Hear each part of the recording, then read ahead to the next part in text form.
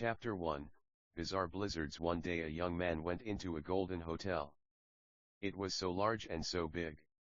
There were waterfalls all over the walls and the floors were made of ice and diamond. He had been meanly wounded by men in shies ties just outside the hotel. They stole his wallet and all he owned. He went to the nice, neat, and swell hotel looking for salvation, but what he found was even greater than he thought. "Hello," said the receptionist. "Here's a place where all your wildest and nicest dreams come true. You only have to believe you know, so, looks like those ruffians the Blacktails got you, not to worry."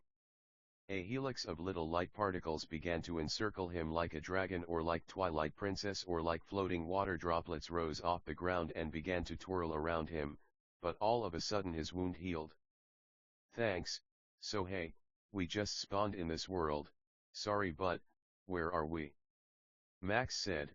His name was Max by the by. Smiley face. "Max, you're in the Golden Hotel of Jesus Christ.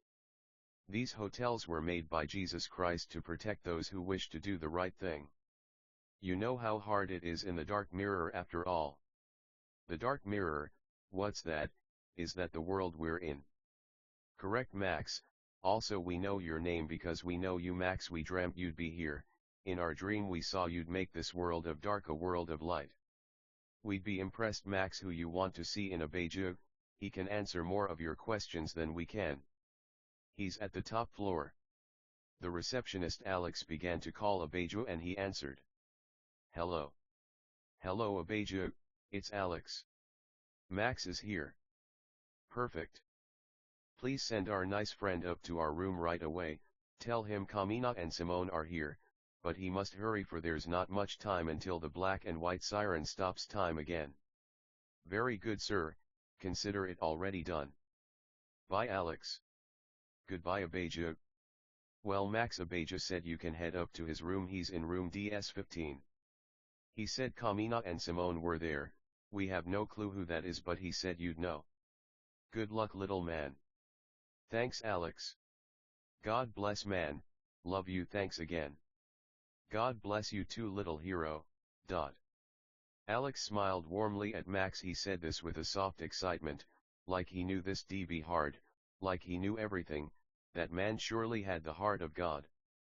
The interior of the hotel was utterly golden, like soft and hard at the same time. It reminded Max of Hunter x Hunter, that one scene where Gon and Killua cut the lights off, or maybe like Grand Budapest Hotel. Max was surely and utterly discombobulated. Kamina and Simone. What like? Gurren Lagann. There wasn't time, surely we need to hurry, he thought to himself. Max was us, by the way, or like, you, or you, or you.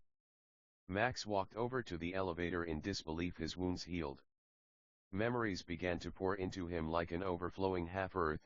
He could conjure floating small ice over his right hand, so he did, or fire, or miasma, or electricity, or bubbles, or crystals, prisms.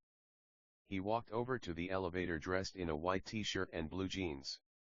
His appearance was handsome, he looked nice, he had a small but confident stature. He walked over stairs or like obstacles or like hurdles and pressed the elevator button. Eventually the elevator opened and he went to the top floor of the Golden Hotel. The hallway was normal with beautiful and pretty carpet, or like ice or like fire. It changed before his very eyes, or it might have never even happened, to the mean or like rude or like impolite, that is. He skated or like slid or like ice skated, or like he wore a fake mustache, or like walked his dogs, or like petted and kissed his dogs. He knocked on door DS15 and Abeju opened the door. He was an angel. He had large, luxurious, white, feathery wings. Behind him were two little white figures, like the god from FMA. When Max entered the room it stayed the same size, or like got infinitely larger, or like the TARDIS, or like, yeah man, it was fucking crazy. Sorry for cursing, by the way, but we curse, so yeah, if fucking you don't, cool. Please stay awesome and please read another book. The Bible might be a good option. Hi Abeju, we're Max. They shook hands. So we guess you guys are Kamina and Simone. They became drills, but began to speak. And like we don't curse too much, so that's good. Hi Max. Nice to meet ya. Me and Simone here are what you might call talking drills, but we like to take a humanoid form so we can have hands, and stuff. Kamina said. Simone added, that's right Max. But no need to worry, we're gonna save the dark mirror and for the first time bring light to this damned world. There's many like us talking water, talking fire, talking desks even talking chairs, but all we know is what we are. We're not like men or like angels who know more than us in a way, but in a way we're fucking smarter than the sharpest tool in any fucking shed, and that's a fact. He gave a thumbs up and shape-shifted. He continued, we can even look just like human beings. But we figured you'd find it kind of funny if we appeared looking like this, like God in a way, for aren't we all God in a way? When we know one is all and all is one, we become limitless, but you maximum. You're special. It's rare for human beings to be nice or like neat, so we feel in a way you've been chosen to save mankind and the fate of every alien race. Max was concerned.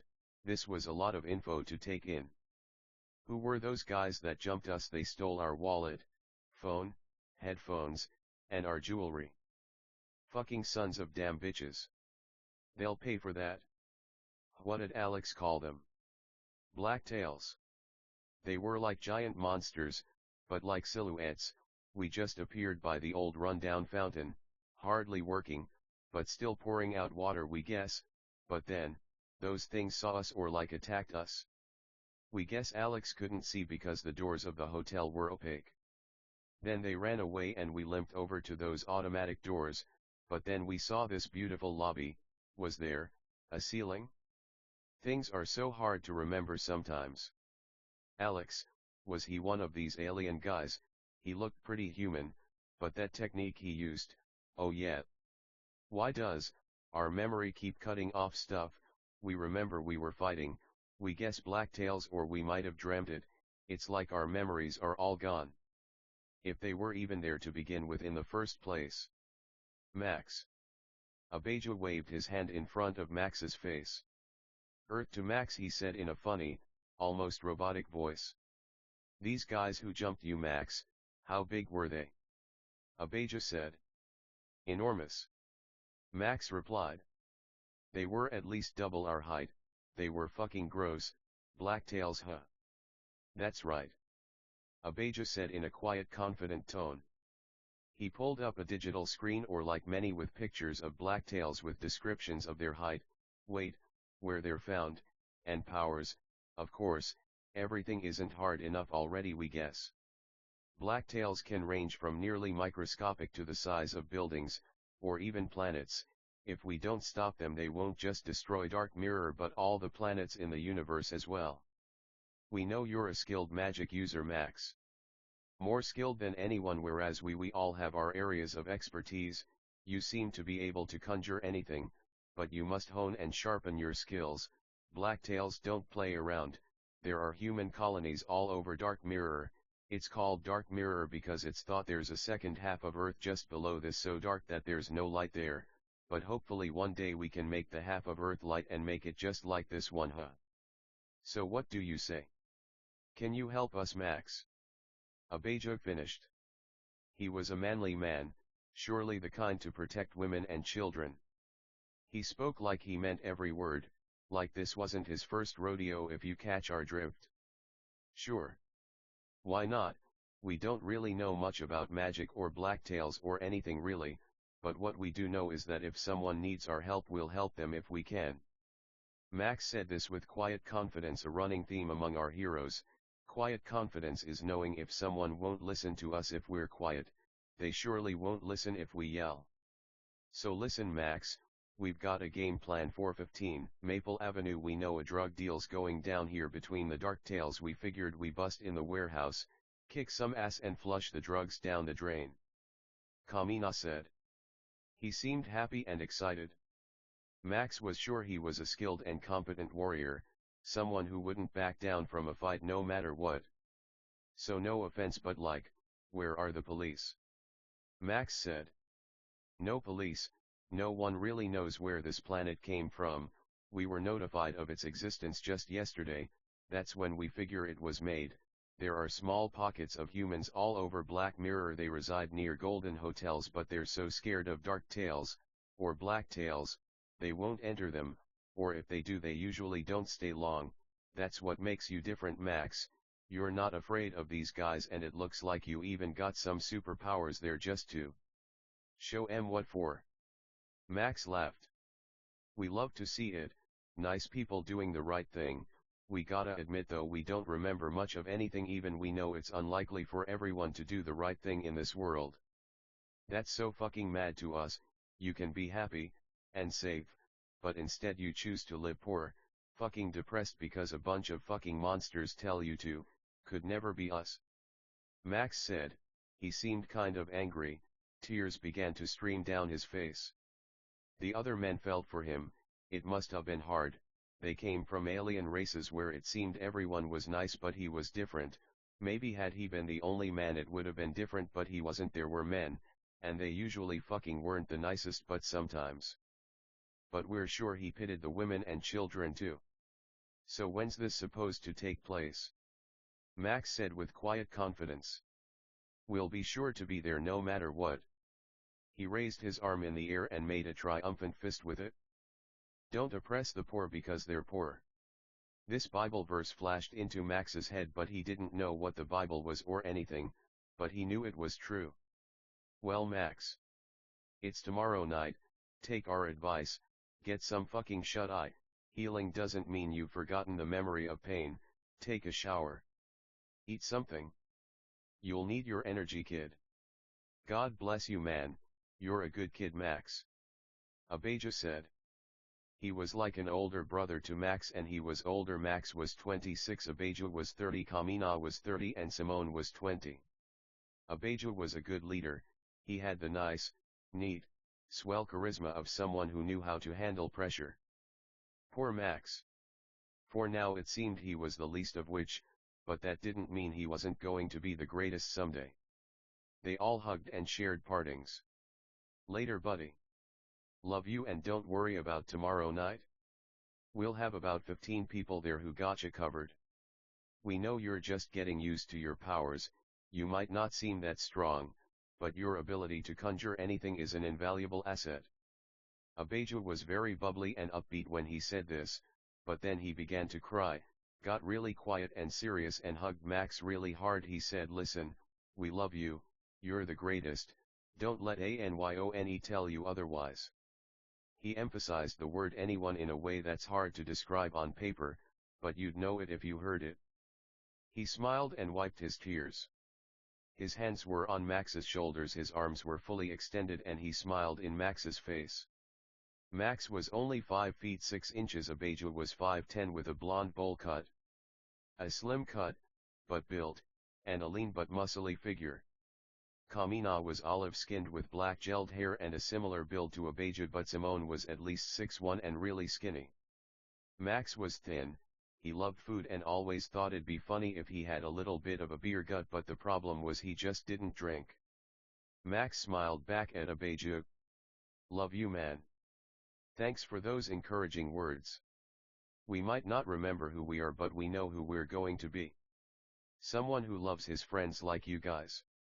Abijah, Kamina, Simone, and hopefully someone who will flip this mirror into a world of light and happiness where everyone can be accepted for who they are regardless of their race, height, weight, gender, or sexual orientation. That's what we fucking like to hear. Everyone said in unison. Listen, we know when things get hard in this world you wanna. Kamina made a motion of his thumb going across his neck. Let me tell you, man. Life is about your ass handed to you until you memorize what the fuck it looks like. Then kicking other people's asses until they don't have any damn ass left. Love you and God bless. He had a quiet confidence. Max cried. Right, he said and nodded quickly once. His voice broke. We're all counting on you, Max, so don't let us down. If you need anything, remember we're here, but please don't, 'cause I'm kinda tired. He laughed. He was like a chibi anime with a huge sweat drop. Duh. Well, love you guys, see you later. Max smiled with his tongue out and a peace sign. His eyes were completely closed, then he vanished. Well guys, let's hope for the best, huh? The remaining members of team all said. They were chibi or vanished or slept or played video games or trained outside. Remember, like Ellen White said, guys, it's open-ended for a reason. God made another floor on top of Golden Hotel for Max. There was no elevator to it or no other way to it but just teleporting in or going through a window, but there was a door to the roof. The suite was huge. It had little stairs that boxed the area that lead to a lower floor about a foot down. It had a huge luxurious bed with fine sheets and super soft sheets and blankets with high thread counts. It had a fridge in a wooden wall that blended in seamlessly with lots of food and drinks. It had a personal pool and hot tub with tons of video games and a high-tech desktop with a water-powered build with rainbow lights. There were huge red curtains that elegantly folded into themselves that tied at the middle. The floorboards were polished wood that looked kind of burnt in places. Max was near where a door would be and he walked over to his bed and sat on it. Tomorrow night, huh? We hope we'll be able to help. We can barely produce any puffs of fire or splashes of water. We might just have to watch, or like conjure someone a sandwich or something. Max began to cry. He cried all the time. He turned the TV on and started watching Dragon Ball. He saw how Goku said, "Oh man, it's not like we can fly or anything," he cried. "Goku," he thought humorously and a little disheartedly, "how far you came, friend. You can do anything if you set your mind to it. You were flying in DBZ, so we just have to be patient and take our time with stuff. We're like you, Goku, we don't feel so strong now, but one day we will." Max chose Dragon Ball because it had the scene in the beginning of the first episode. Contradictions contradict, friends. How does Max know Dragon Ball if he doesn't have any memories? They might flash into his head like lightnings at night's fall, or like tears, or like fucking shooting stars, or like apples off trees. Wind by Naruto is a good song. It teaches us the value of pain, friendship, adventure, and fighting. Listen to it if you get the chance. Max had ice cigarettes. They were literally just sticks of ice, but with magic he could inhale, and ice dust and particles that glowed and glittered would fill his lungs to calm him down. Oh kids, he thought, he loved to smoke, but the cigarettes had fake smoke, but his kids didn't know what he meant, so to break it down or fucking demonstrate or like condescend even, he made these cigarettes. Fire cigarettes were sticks of fire that produced fire sparks and glitter, or even threw flames that were huge. Electricity cigarettes tingled his lungs as the electricity would dance, bounce, jump, and drip on the inside of his iron lungs, or diamond or ruby or emerald or sapphire. He took a toke of his ice cigarette while lying on his back and blew the ice dust up. "Where are you now, kids?" Max wept. He had memories of raising children. They were a rowdy, rambunctious lot. They were poor orphans he adopted in a place a lot like Dark Mirror, probably more dark than black, 'cause that's a really popular show, but God bless, they squatted in an abandoned factory. He actually found them all in a box. They were dogs at first, but he made them people. They were all girls, 7. They were poor but taught them to play music, to street perform for food. When Max got magic powers, he moved them to the Arctic because he wanted to live in an igloo, and that's where they lived. Elizabeth, Ashley, Alexandra, Lindsay, Angel, Diana, and Ellen. Max was an orphan too. He was 10 when he adopted them. Him and God helped raise the kids. The kids fought with God a lot like Job's kids, but they were good kids. He loved them, they just had some chips on their shoulders, that's all. Elizabeth liked dogs a lot. She also loved code geass and exercising. She wasn't afraid of anything, and she liked fire the most, so we can also call her Fire. Ashley was tall and loved fashion and modeling. She always had big dreams of being a model and wearing expensive clothes. Nothing wrong with that. She loved water, so we'll call her Water. Alexandra was tall too and blonde. She loved hanging on trees and reading Max's Dark Academy series he'd write on a laptop he got from playing music. She loved fishing and camping too. She liked electricity, so we'll call her Spark. Lindsay was a bookworm. She liked learning about world affairs and was very cautious to avoid doing drugs and alcohol. She never even tasted one of the cigarettes. She liked the forest and fishing and camping too. She loved green light and leaves, so we'll call her Leaves. Angel loved video games. She had a Switch she took with her everywhere she went. They lived near a river, so that's how they bathed. If they were lucky, they could get a fire going to boil some water to get it hotter. She loved camping too, but usually just sat at the camp playing her video games. She liked ice, so we'll also call her Ice. Diana was tall and loved to sing. She loved Britain and fish and chips, Big Ben, the London Eye and Princess Diana, who is who Max named her after. She loved playing Mario Kart with Angel, and she loved playing as Baby Mario, but Angel usually picked Baby Luigi. Diana loved the idea of royalty and she hoped to go to heaven one day. They did go, but there was an earthquake that knocked Max out of heaven down to the dark mirror. Diana loved light, so we'll call her Light. Last but not least was Ellen. She also loved Mario Kart but preferred Smash Brothers. She loved her igloo and had posters of Justin Bieber all over her walls. Everything was made of ice, but it was the only conceivable place Max could think to go without the bad influence of the world. He also didn't like taxes, so that helped. Ellen conjured little icebergs and Mario characters no bigger than a thumb for Max and her sisters. Max kept them in a glass case in his room. Max was single. He felt like he didn't have time to date with all his children. Ellen loved shadows, so we can call her Ultraviolet, Blacklight, Shadow, Moon, or something like that. Max laid on the bed and looked up at the ceiling about 20 feet above him. He had white sock on, blue jeans, a white t-shirt, and as he took another toke of his ice cigarette he thought about what Kamina said. We're all inanimate objects who kind of came to life. No need to look at the beginning of the book, he said something like that. Maybe Max dreamt it, or the conversation was longer than we thought, who knows man. Anyway, back to our regularly scheduled programming. Max took another hit of his ice cigarette. As he looked at the snowflakes in front of his face, the background blurred and he focused on the individual snowflakes. Some were spider webs. Some were spirals. Some were dragons or like Ouroboroses, some were horses or like ducks. Kids, we don't know how Maxie ended up here, but we know he'll get home one day. Max didn't like to be called dad like a modern Atticus Finch. He knew God was the only true father. Max picked up a book next to him. The Fault in Our Stars. He loved this book a lot. He read it to his kids. It's a heartbreaking tale about love, tragedy, and the value of strength and living without someone we love. He read the first chapter, noting the excellent vernacular, nice imagery, and interesting characters.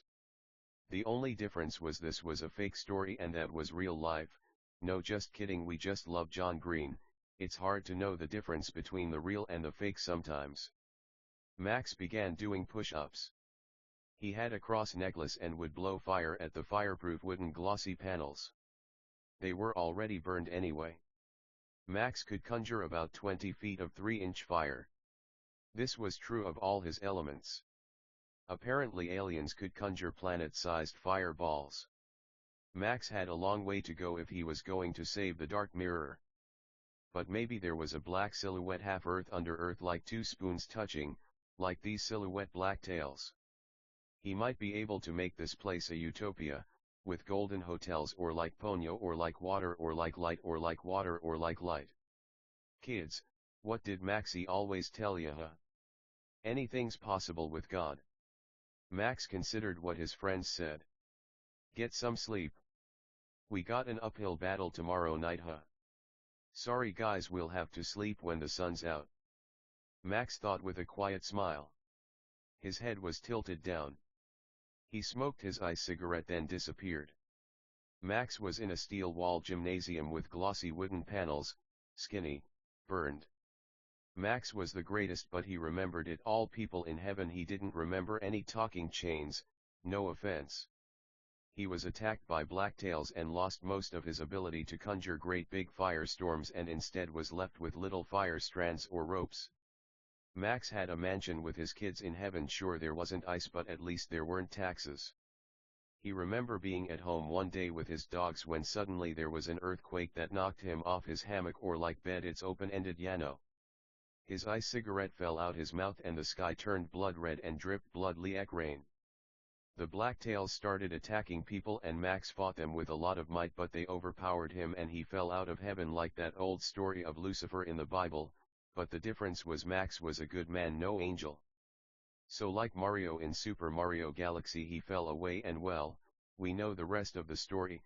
He was near a broken fountain with chunks of the outer concrete edge missing that wasn't making too much water when the blacktails came and beat him up. At this point he lost a lot of his memories. Even now his memory wasn't very good, though through no fault of his own. They stole his stuff, his phone, his wallet, his earphones and left him with a huge wound through his stomach. With unbelievable strength he walked or like Yano, if it's too unrealistic we crawled or like Yano, it's just we're pretty sure we said walked at first, but no worries it's open-ended for a reason man. When the blacktails stole Max's stuff, they ran away so there was the Black Knight Street. The buildings all looked condemned, the wail of sirens slashed at the night sky like portals from Twilight Princess. But there was this enormous hotel that touched clouds that looked like it was made from solid gold. Max entered to a pleasant pop song about not being anxious about life and just shaking anxiety off. Nice song. But there he met Alexander, probably Alexander, who explained he was on Dark Mirror.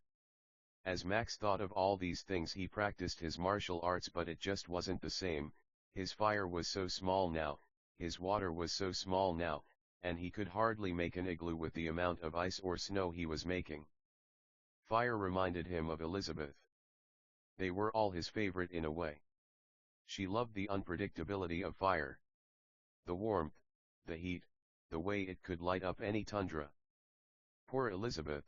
Even now Max wished Elizabeth could hear him so she could know everything would be okay in the end. How can we not talk about family when family's all that we got? God bless Wiz. Elizabeth, it'd be selfish not to think of her, we're not the best, it's just sometimes we get scared. Wicked people might ask why 7 girls, why not boys? As stupid as the wicked act it's strange they could even think of this question. Well, we wanted girls. We felt like it's what we wanted though we love men too, it's not that complicated at all, we might like girls more than boys probably that's it, we always have, just makes us happier we guess. Max's backstory is a little complicated. Max was also just a simple dog. But God raised him. The problem was God was poor too, no one knew he was God. Max was taught music and the hardships and difficulties of life. Max named Elizabeth after Queen Elizabeth II for she loved the Queen a lot. Sometimes things might not always make sense but that doesn't mean we shouldn't say it. In fact, it's the complete opposite. If we said things that always made sense how boring would that be? Max listened to Nightmare by Halsey while training. It's a really nice song about the tragedies of what society expects us to be and how if we break out of their mold we might make a self-empowered, self-loving anthem to our tragic, but beautiful life. Max loved to use chains to fight with little hooks at the end like the hook shot from Zelda. His chains were only 20 feet long now and very small but he made work on his little punching bags, piercing them, but letting the sands spill out almost like the sands of time that give us so much anxiety. Ice pellets flew fast enough to dig wounds, but not fast enough to go all the way through a target. Rocks were the same way, pebbles now, but no boulders. Fire was now thin and wasn't exactly cooking a steak or Wagyu anytime soon. Water might make someone feel like they're drowning so it surely wasn't a pool. Max continued with fire, water, ice, rocks, chains, and the like for many hours. He was sweaty. He was kind of fat if you want to see it that way. Open rebukes nicer than hidden love, no offense, honestly, but Hollywood changes how these characters look so much anyway. We start to begin to wonder if it really matters. We could see Max as a little fat man, black, Mexican, Indian, whatever you want man you're cool. He could have average arms for real strength is God, magic, anime, and all that stuff you hear on the internet, but working out is surely good. it just is about health we guess, but magic lets us love all kinds of bodies. God bless Halsey and Colors, a nice and wonderful song about the tragedy of unrequited love and how we can love ourselves by learning from past mistakes to find better lovers and better futures. Max's earpods disappeared. Max began to shower in his hotel suite. He felt it wasn't cool enough, but he didn't have a choice, but he was grateful in a way. If this was old Max, he'd make a waterfall hot like a shower, or like go like that. While Max could still teleport, he couldn't affect such a great body of water anymore, so the waterfall would still be cold. He could transport to a hot spring, but he liked and loved showers a lot. Max liked and loved to sing in the shower and dance. He would listen to Taylor Swift. Panic at the disco, rap, didn't matter to him, he just loved life a lot. The water was cleansing, hot and gentle, like a hug from God, or like joy, or like joy, or like. Max loved to repeat himself. It seemed some human beings just didn't listen. The shower was hot and steamy, not like, in a fucking weird way or anything. It's funny how mean beings can shower all they want, but still feel dirty. The water rolled off his body onto the floor. No amount of water can clean a monstrous soul, maybe a dirty one. Probably only God could clean such a wicked soul, but still, water feels so good. Like Ellen White said, shower as much as possible, at least twice a week. Open rebuke's nicer than hidden love. Some fuckers out there might hear it and mock it, but just know showers were different back then compared to how they are now. He liked making his hair straight from water, for it was usually curly, right? What you know, right? He smiled. In a way, this was his internal dialogue. God bless Michael Scarn. He might even be the one writing this book. Water cleanses, water. Ashley was water. She'd like to become little puddle and just sleep all day, immune to cold, immune to not eating fish. Max loved Ashley a lot. She always had a chip on her shoulder comparing herself to her sisters. He loved them all equally. Ashley felt too tall sometimes. They were all married too. Max stayed single though, too much to do, but there wasn't marriage in heaven. You gotta understand, Max was just a father figure to the girls. It wasn't like that. Why, they were pups of the same litter, if you wanna see it like that. Lots of this is metaphor, so yeah. Anyway, fucking, the water ran down Max's body, but cleaned his soul as well. Nothing felt better than a nice hot shower, and Max knew that. He could stay in there forever, but it's hard to put ice or snow in hot water.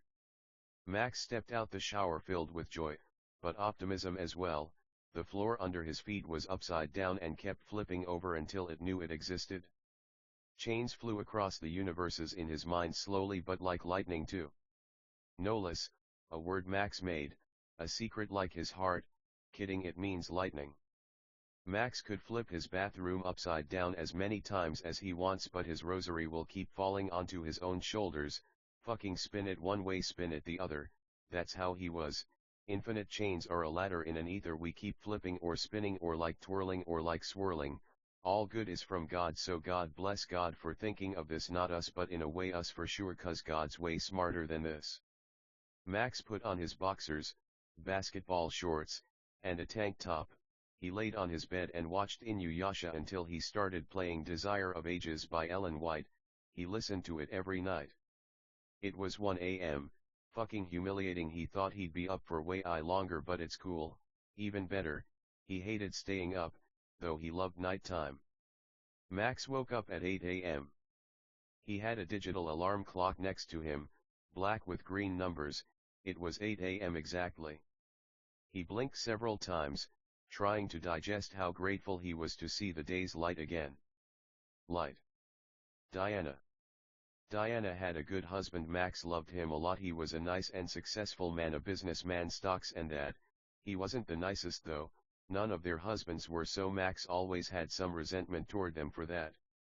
Diana loved light. She said dogs can only dance in the light, for without the light, what dog could dance? She loved to picture dogs dancing. She loved Chinese food, Dahakat, Agara Hills, and breaking her dad's heart. She had a chip on her shoulder like her sisters. She lied too much, Like chains flying across a universal white ether, she seemed to just go on autopilot sometimes, just going through the motions of life without stopping to think about how grateful she should be. She loved to dance, a silly girl. Daddy's little heartbreaker. Honestly, she got it from her dad, he was cold like her. Max thought of going to a store like Walmart and thought how funny it'd be to have a Walmart in his book, but he remembered, there were no Walmarts here. The golden hotels were safe havens made by God to help the oppressed, but they only ever went in sometimes, so aliens usually would inhabit them so they wouldn't be empty. Max teleported to what he thought a store might be on Dark Mirror, and what he saw was a bunch of rotten, nasty, mean, rude, and disgusting food with black tails everywhere. The clothes were rotted, there was dirt and filth everywhere. He thought this might happen, so he really came to practice his combat skills before the fight tonight. It was 8:50 a.m. Light was seen from the Golden Hotel, but Dark Mirror was consumed by a perpetual night. There were some lights in everywhere just so the blacktails could see how ugly they were, but that's it. Max sent some shotgun shots, sound barrier piercing supersonic waves made of negative ether, light and fire. Fucking, they seemed like they were in pain, but they could stretch out their arms very far like knives, so Max had to be careful or he might end up on a platter. Max liked to carry a little bottle of highly explosive and volatile bubble soap with a bubble wand for good measure. Tiny but effective. Not like the planets he blew in heaven, but he had to try. He got really close to a giant blacktail and blew the bubbles in its face and teleported away before they could pop or blow up. It was a small explosion, but it surely did some damage. Max could fly, and so he chose to because the floor was so disgusting. A blacktail sent its arm knife at him but leaned back in mid-air and dodged the attack. The arm made a U-turn and came toward Max. A fist formed out the arm like elastic and hit Max. He was winded, he didn't know how to dodge the second attack, so he just fell to the floor. It was covered in disgusting sludge and filth. It's hard to explain, it was surely damn disgusting in this store. Max wanted to subdue a dark tail before he left. He sent a water spear through one and it became like sludge, whereas they usually looked like a black light or like a hologram. Max almost wanted to wake up from a bad dream, but he knew this was no dream. Blacklight. Ellen. Now it's not that Ellen was particularly a fan of blacklight but shadows. She was fascinated by darkness and loved Shikamaru from Naruto. Shadow-type Pokemon and ghost types. She loved Pokemon Legends, Arceus. She was a silly girl who surely loved lasagna so much. Max loved her a lot, but she had a chip on her shoulder. About how she told her kids Max wasn't as good a person as he was, but she loved Max more than anyone. She'd even sin and love Max more than God, but Max knew even in those moments she was still a good person. It might not have been a sin necessarily, but it could surely prevent some happiness from shining in the clouds of the eyelids of the transparent white clouds, blue skies. Anime Ellen lays on the ground and wakes up under a tree and blinks her eyes to see Max smiling over her. When we blink a lot, we open the possibilities of raising children, feeling ground under our feet, and feeling the warm hug of a loved one, face to face, and heart to heart. Ellen loved chess and was a nice, cute, bubbly girl. Max loved her a lot. Max remembered when he fell out of heaven how he reached for kids. They held each other at the ankles like a human chain and reached out to grab him, but as the chunks of ground fell out of heaven, Max fell out too. He fell like lightning onto the dark mirror. The semi-sphere waterfalling earth that floated in the middle of outer space. Other lightning bolts fell to heaven, but Max didn't know who they were. He doubted anyone else could make it in such a nasty place, though he didn't think too highly of himself. Maybe he deserved it. Max thought all these things while fighting the blacktails in that abandoned Walmart. Max's eyes began to glow, but he didn't know why. A gauge was in the bottom left of his vision. Max unleashed such a vicious fireball he eviscerated the entire Walmart. We see, it's like a fighting video game. If we fight long enough we can get some of our power back. Well, that's nicer than one. Still, this is nothing compared to the power we had. We'll have to use this smartly. There might be a time limit on it, so it might have been nicest we used it right away. The Dark Tails were terrified, so they brought out fireproof shields. Conjurers, for fuck's sake. Look how we don't even know if we should quote man, 'Cause it's us. Max. Anywho. Max sent a lightning bolt at one and they all let out a lot of moans. They were terrified, they couldn't comprehend how we used electricity, and fire. There must be a timer to their conjure ability, they probably assign who they should fight then. Too bad we can conjure anything we want. They began to laugh. Max assumed it was because his electricity attack wasn't very strong. Max teleported back to Golden Hotel, but God forced the monsters to keep laughing because it aggravated them. Max began playing Breath of the Wild. He loved this game. It taught him a lot about adventure, patience, love, and hope. Golden hotels, they aren't heaven, but in a way we know they're nicer and neater for it's God's will. We just wish we knew this happened, but life comes with its fair share of difficulties. Dark tales, giant, seemingly smart beings who live to only hurt and destroy good things, sounds a lot like the wicked, but even so, we know the wicked went to hell where they turned to ash, or they might not have, but no, these aren't human beings, they're just monsters. They seem to be able to conjure power-deflecting items to fight the aliens, but, with our power to conjure any power, we don't know if it'll be so effective. Pain, those things look like they're in pain. They give on groans, moans, like zombies. Quotes are funny, haha, God bless em. A fashion alien came up to Max by the pool. A walking shirt. Hi Max. We figured you were kinda lonely, so we thought we'd say hi. Our name's Eliza, we love music, dancing, ellipses, dyeing our hair, and of course, fashion. Nice woman. She looked so pretty, like a human being, but her true form was a shirt. These are our friends Max. Max introduced himself, a pair of pants, nice man. Ironed and all of, dat. Jason was a jacket. Lacey was a hairband, hard covered in cloth, that kind. She looked nice. Honestly, we wish we were a hairband, we bet she makes hair look great. Eliza was a ponytail. And Joy was a pair of Ray-Bans. They were regular sized, but they knew what Max was thinking and became huge. Then small. Lovely human beings. Max began to cry, they felt for him. Max was so happy whenever anyone did the right thing. They all hugged. Joy said, we're not really fighters, though we know how to fight, we specialize in repairing clothes if you wanna see it that way, no offense, making armor, and making clothes enhance with magic powers. That's cool, Joy. Well, hey, do you guys think you could make me the magic armor from Twilight Princess, also the Zora suit from that game? Please. Max said. Sure. Jason replied. He continued. We really admire what you're doing, Max, you're like Ong Man, but like with everything ever, isn't that such a good show? It really was. It really is. We love Avatar, the live action is to die for. Who's your favorite character, man? Max replied. Jason said Sokka, he's so dumb, but he's so fun, ya know. We love him. He really could make or break the whole show. Max knew in that moment these were the realiest beings this side of a golden hotel. So true, Jason. Look, no offense, but no one looks like a human in heaven, right? Max asked earnestly, kindly, nicely, and neatly. Right? God does, but there were some humans, but they also fell down here to the dark mirror, though they look like holograms, but we don't know how come that came to be. Max wept. He hugged them and teleported onto the roof of the Golden Hotel. There was a diving board and a pool on the floor. He was in the cumulus strata state.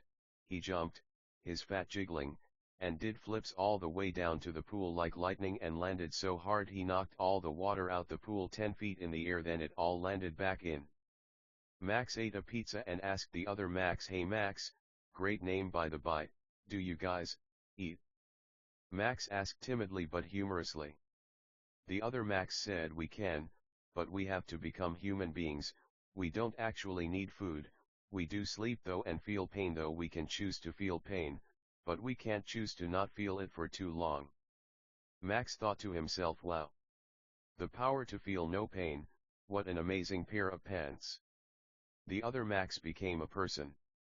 Hey Max, why do you think all of this is happening? Yano, it seems kinda harsh, we know God's right, but you're a smart man and we wanted your insight. Pants, Max said. Max replied, well, we know God's always right, he must be trying to tell us we would assume some human beings who are meant to go below might seem like they're above but they're not, 'cause we had no clue who you guys were. We knew some of those beings, we know they weren't actually the nice, neat, swell, polite beings they said they were. To some this could be a hard pill to swallow, so now we must suffer, for their sins, just like God suffered for us. The clothes were impressed to say the least. They swam in the heated pool indoors until they teleport out pool and all, and it began to snow. Runaway by Aurora played. To this day, this is one of Max's favorite memories, swimming with those clothes, kinda like a huge washing machine. No matter how hard life gets, we always have our friends and family. Eventually, they got out, dried off, laughed some and teleport out. It was 3 p.m. Max went to a dojo where he met some talking swords. It reminded him of Ranma or like Kaze no Stigma or like our on high school host club. Max put on kendoji, kendo, clothes and bowed to the swords. Apparently they're wooden swords as children but become steel when they're older. The swords became human beings and began sparring with Max using wooden swords. They fought intensely. Max's large weight didn't make him sluggish or slow at all, though sometimes he wished he was skinnier. He just thought it was humorous, that's why he looked like that. They were expert sword users. The kendo masters had much to teach Max of stance, power, control, and how learning the sword was like learning God, for God was also a sword, or like pants, or like shirts, or like socks, or like fire, or like water. Fire, poor Elizabeth. She always had a hard time listening to Max in school. Max taught his kids with God, he homeschooled them. She liked to make mean, rude jokes with her sisters. During these times she lost her powers and often became rude, nasty, and even unbearable. Max loved her all the same. He knew when she came around they were honest conversions. Water. Ashley was even meaner than Elizabeth. She had a really mean, rude, impolite, and bad temper, and sometimes was arrogant and narcissistic. She could be a bad influence on these clothes human beings. She was a nice, neat girl, but lacked proper discipline and true love. Max still missed his kids. It was for the best this happened. If it didn't, he didn't know if his kids would ever open their eyes to the severity of sin. Not to say they couldn't make it to heaven, but just today they could be infinitely better. The sword fighters were building up a sweat. We wrote this like, no helmets, then we were like no helmets, but now we're like, helmets like halfway through or like something like that. Max took his helmet off and squirted water all over his face from his squirt water bottle. Andrew walked up to Max and placed his right hand on his right shoulder. Max sat looking at the backyard on the wooden floor with his feet on grass while Andrew stood up. Max, you did a really nice job. Your skills are to be envied surely. Keep up that way, son, and you'll be a master. We don't want to say in no time this road's difficult and filled with pain, hardships, and the difficulty of being a real samurai. Andrew said. Thanks, Master Andrew, that means a lot, sir. Andrew was at least 200 years old, Jack was 23, and John was 16. Jack and John were Andrew's sons, though we knew what this actually meant. God made all these beings for there's no sex. The backyard was beautiful. It looked like the backyard from Ranma. There was a giant pool, nice green cut grass. There was a koi pond. A shishi odashi, a clacking bamboo on rock that hits the rock when it fills up with water. There were many giant empty green grassy fields that people practiced kendo in. Now to enter this place we went to Andrew's room, which was a portal to this area. It's not exactly heaven, for we had to think it up, whereas heaven is things God made. Max missed Diana. She was a good dog but often misled. She fell in love with the vanities of the world, fame, money, flattery, glazing. She often left the ways of God for frivolous living and sinful folly. Max always prayed for that dog. She loved persimmons.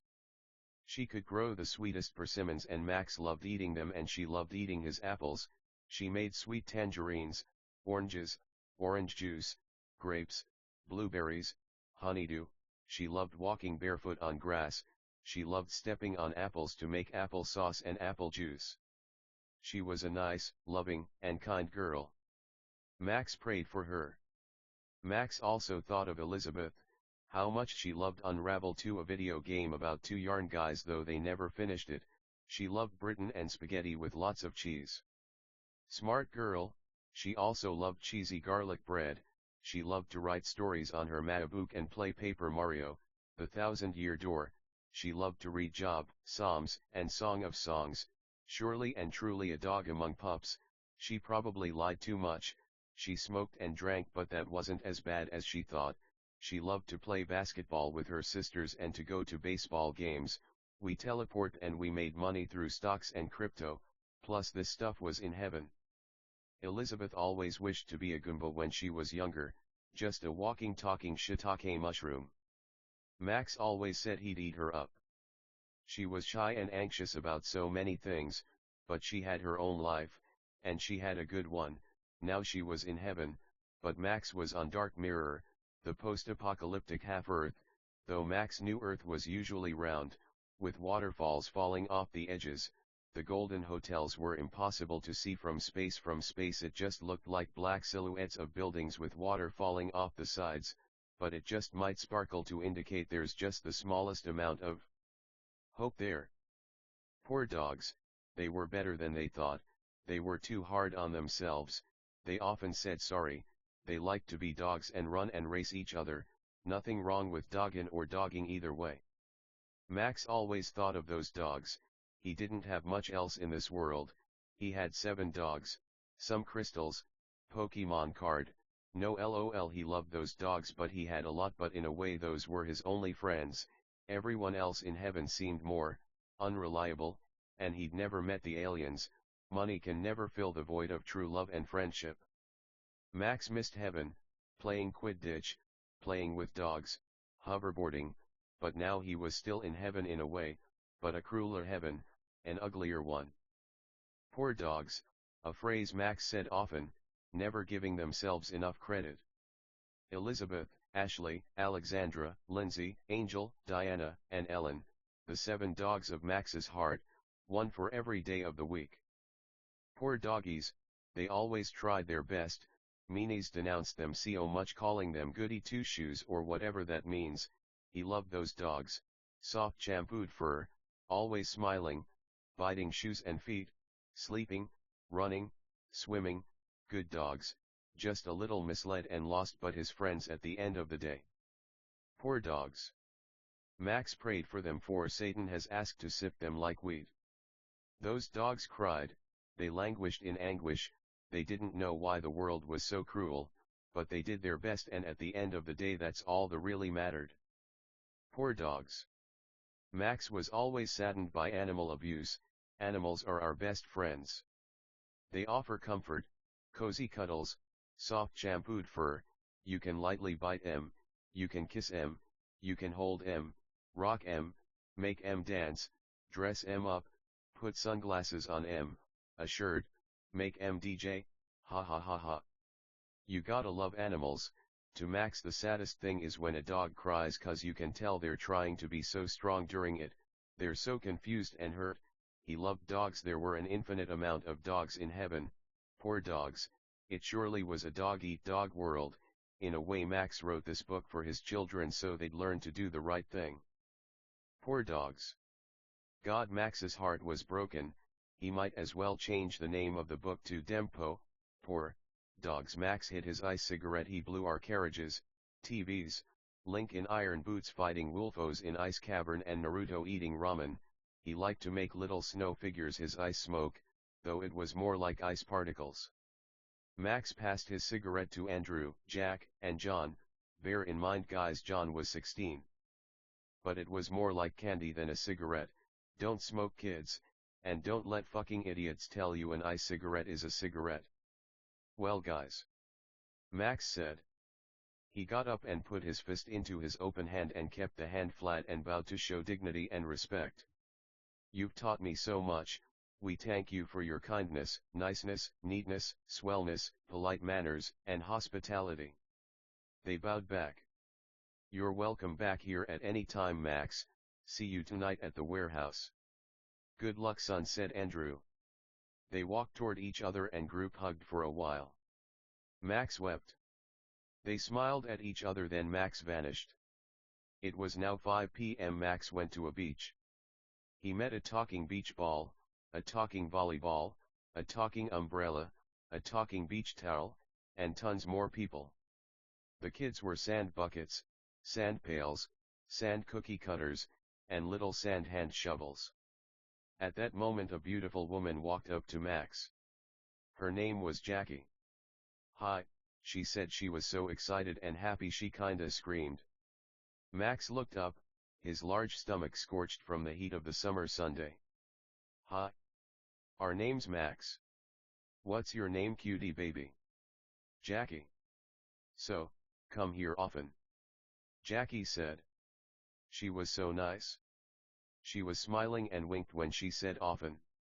"No, we just got here. Have you been here before?" Max said.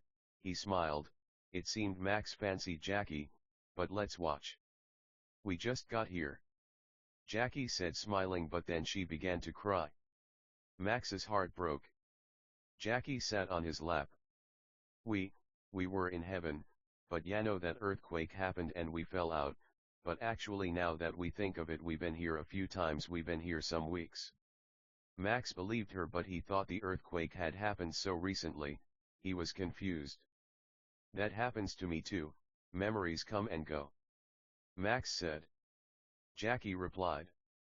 "God said this would happen. We went back to Earth as punishment for not being grateful enough in heaven. He also said you'd go later, but he couldn't tell you, but he made it clear we'd come back, and it wasn't just as punishment, but he was trying to prove evil was worse than we knew, just like good was better than we knew." Max was heartbroken. Such a beautiful girl in such an evil place. Max said, "Jackie, if we had to guess, you've been too afraid to go in the golden hotels. Tell me, Jackie, why are you afraid of those scumbags? Blacktails are nothing more than monsters who think they're Jesus Christ himself. They're nothing to be afraid of." Jackie was crying. "We know, it's just, we feel like sometimes we might love our own family more than God, which feels right. We know it can't be that bad, in a way it's good, that's what God would say just to be nice, but we lose our rock when we lose God." Jackie was crying a lot and hugging Max. Max pitied her. They kissed. There wasn't kissing in heaven, but Max assumed it was okay down here. Max wasn't the best, which is why he ended up here. If he made any more mistakes, they'd be his to make. "Listen, Jackie, we know we're not in heaven, so it might be okay." Jackie kept crying. Max felt bad for her. "Listen," Max said. "We love and like you a lot. Platonically and romantically, it's just we want to make sure it's okay with God." But Max had a feeling God didn't care. So long as they weren't in heaven, he couldn't see why at least kissing was wrong, and so they did kiss, and they kissed a lot, and Max told Jackie about himself. Jackie told Max about herself. She said, "On this hot summer day in the hotel room of a beach towel. Our name's Jackie Johnson, we went to Connecticut College and majored in art. It was in a town called New London. We smoked and drank, but we made sure to go to church, read our Bible, do mission trips, and help the poor. But, we never fell in love, just meaningless affairs that meant nothing. We're sorry. Max. We love you, and no sex is fine, we just feel like it's hard to tell someone we love you without sex, but we know that's our fault, not God's." Max replied, "Listen, Jackie, we're sure sex with a pretty woman like you would be fucking unbelievable cool and good, but, you know God's rules about monogamy and that, we're already such a sinner. We already know we're not going to be the monogamous husband you want. We can only imagine the difficulty of being monogamous, that's why we prefer being a virgin." Jackie replied with a smile, "Well, we can still kiss as friends." She was very close to Jack's mouth. She said that with a smile. She inched closer toward him while speaking, and then they made out again. Max wasn't the best, but God was, so he let it slide. To God, he thought, one man one woman makes sense. Though it hadn't been this way always, for better or for worse. Kissing surely wasn't sex. Max was just confused, but surely felt a little sexist. But wouldn't it be bad if he was okay with Jackie kissing other men? Wasn't it more acceptable for a man to do it than a woman?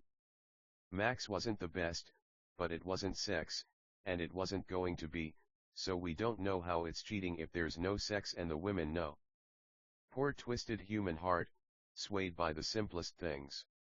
Room for one please, a little white man said. Oh. It's you. Dear, why it's. The little white man pointed both his thumbs at himself. When we say little white man again, we mean like the God from FMA. Jesus Christ, baby. Alex ran from behind his desk in front of Jesus, who backed up and bowed down. Lord. To what do we owe this great honor today, Your Highness? We came to see a certain Maximilian Hillian. We heard he's committing adultery on the beach. God said and smiled at the end of his sentence. He smiled more and pointed his thumb at his teeth. Smile. Surely you jest, Lord. Folly, yes, but adultery is sex, isn't it? Alex said. He laughed. We guess you're right, Alex. Should we take the elevator or just like, poof, Yano? God was smiling when said just like. He pointed both his thumbs at himself, and when he said Yano he tucked his checkmark thumb and index under his white chin. Well, there's nothing wrong with exercise, sir. Can you believe Max? He's so big he might keelhaul any moment. Alex said. He had a posh voice. He was kinda like that examiner from Hunter x Hunter, the one who made them run for miles. God stopped smiling and frowned, but then smiled again, this time with teeth, then laughed. Alex, man, don't fat shame, he said with a frown. No, but he looks good, right? Very good, sir.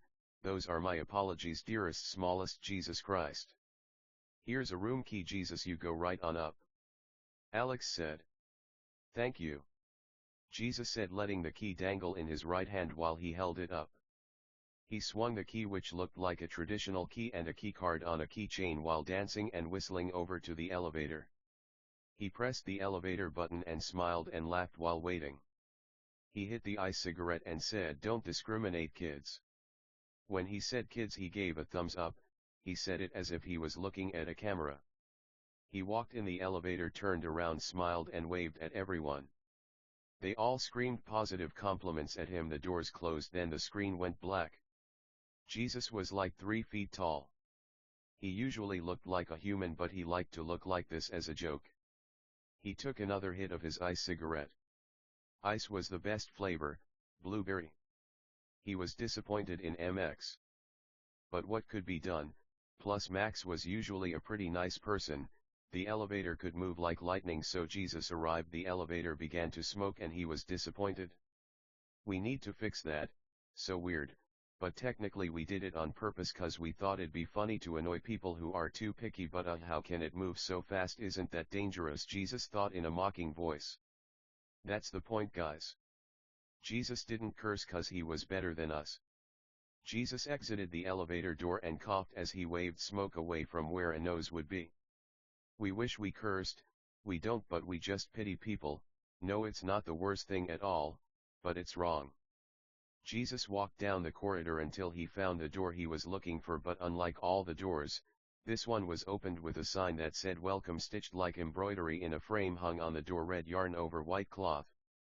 The door was a portal that floated about a foot over a sandy beach. There were tons of people, though they looked like people. They weren't actually people. There were vaults, tables, desks, pens, pencils, anything you could think of, really. They were just chilling. They don't really eat, so no one was barbecuing or anything, but we know there was one Homo sapien there, and Jesus could already smell the ribs. Max was cooking with Jackie, and Jesus set foot on the sand and waved and chatted with people while walking. Hey Jesus. JC. Little white guy, the last one was a human being. Jesus talked to lots of people before eventually get to Max, but when he got there he said, "Hi Max." "Who's she?" Max closed the door on the grill, ran over to God and hugged him. God also became fat in pity to Max. "She's Jackie," she said. "She's been here a few weeks and she's come to this beach a few times. It's such a coincidence, whenever the towel people throw these parties is when she comes." Max said. Jesus said, "That is quite the coincidence indeed. Jackie, tell me Jackie, is there anything we can do to help you feel better? It seems like you've been sad." Jackie hugged God. "Can we get some dogs? We love dogs." Jackie said. Just then 20 dachshunds from pups to elders spawned on the beach's hot tan sand. "If it's dogs you want, then dogs you will get." God took a bite of a hot dog.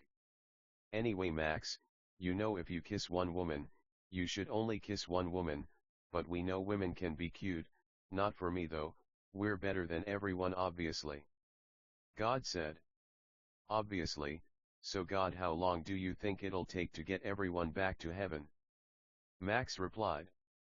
God said, "Who knows?" He looked genuinely concerned and deep in thought. He continued, "We intend or like purpose for you guys to learn from this, or like come back. This is a more limited heaven but more blessed in a way, for pain is a blessing. Max, we only came to encourage you to keep up the good work. Unfortunately not everyone will pass our test or like get back to heaven." "God bless you fatty." Max replied. "God bless you too fatty." They hugged and Max laughed while he said it. "We love you God," and they all group hugged. Then Jesus vanished. Max and Jackie continued to talk until the food was done. Jackie had some friends show up. Men and women. They were all actually human beings: Brad, Peter, Edward, Tommy, Haley, Jessica, Maddie, Cassie, Kayla, William, Stephen, Jose, Tracy, Stacy, Marilyn, Diamond, Olivia, and Ruby. "Nice to meet you. Our name's Brad. What's your name?" Max replied. "So tell us guys, how are we feeling, fellow youths?" "We're all right," Peter said. "We heard of you Max, you were a big deal in heaven. As bleak as God describes the situation, we might be the only people to do the right thing.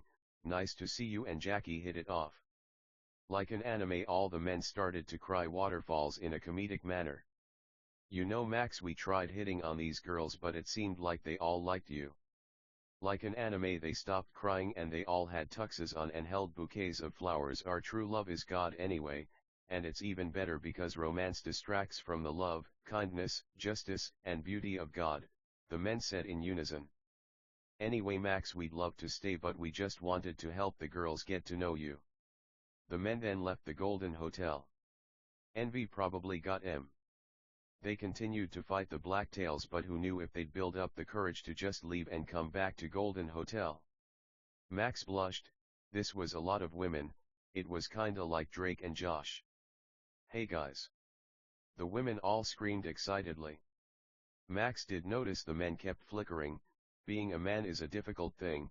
These women didn't flicker, but God, they did bicker. "He likes me most, Yano," Cassie said with a smirk. "To you. He obviously likes a girl with a more petite body. No offense Cassie, you're cute to other less awesome men, we're sure." Tracy smiled really big at first when she said this, then tucked her thumb and index under her chin like a checkmark.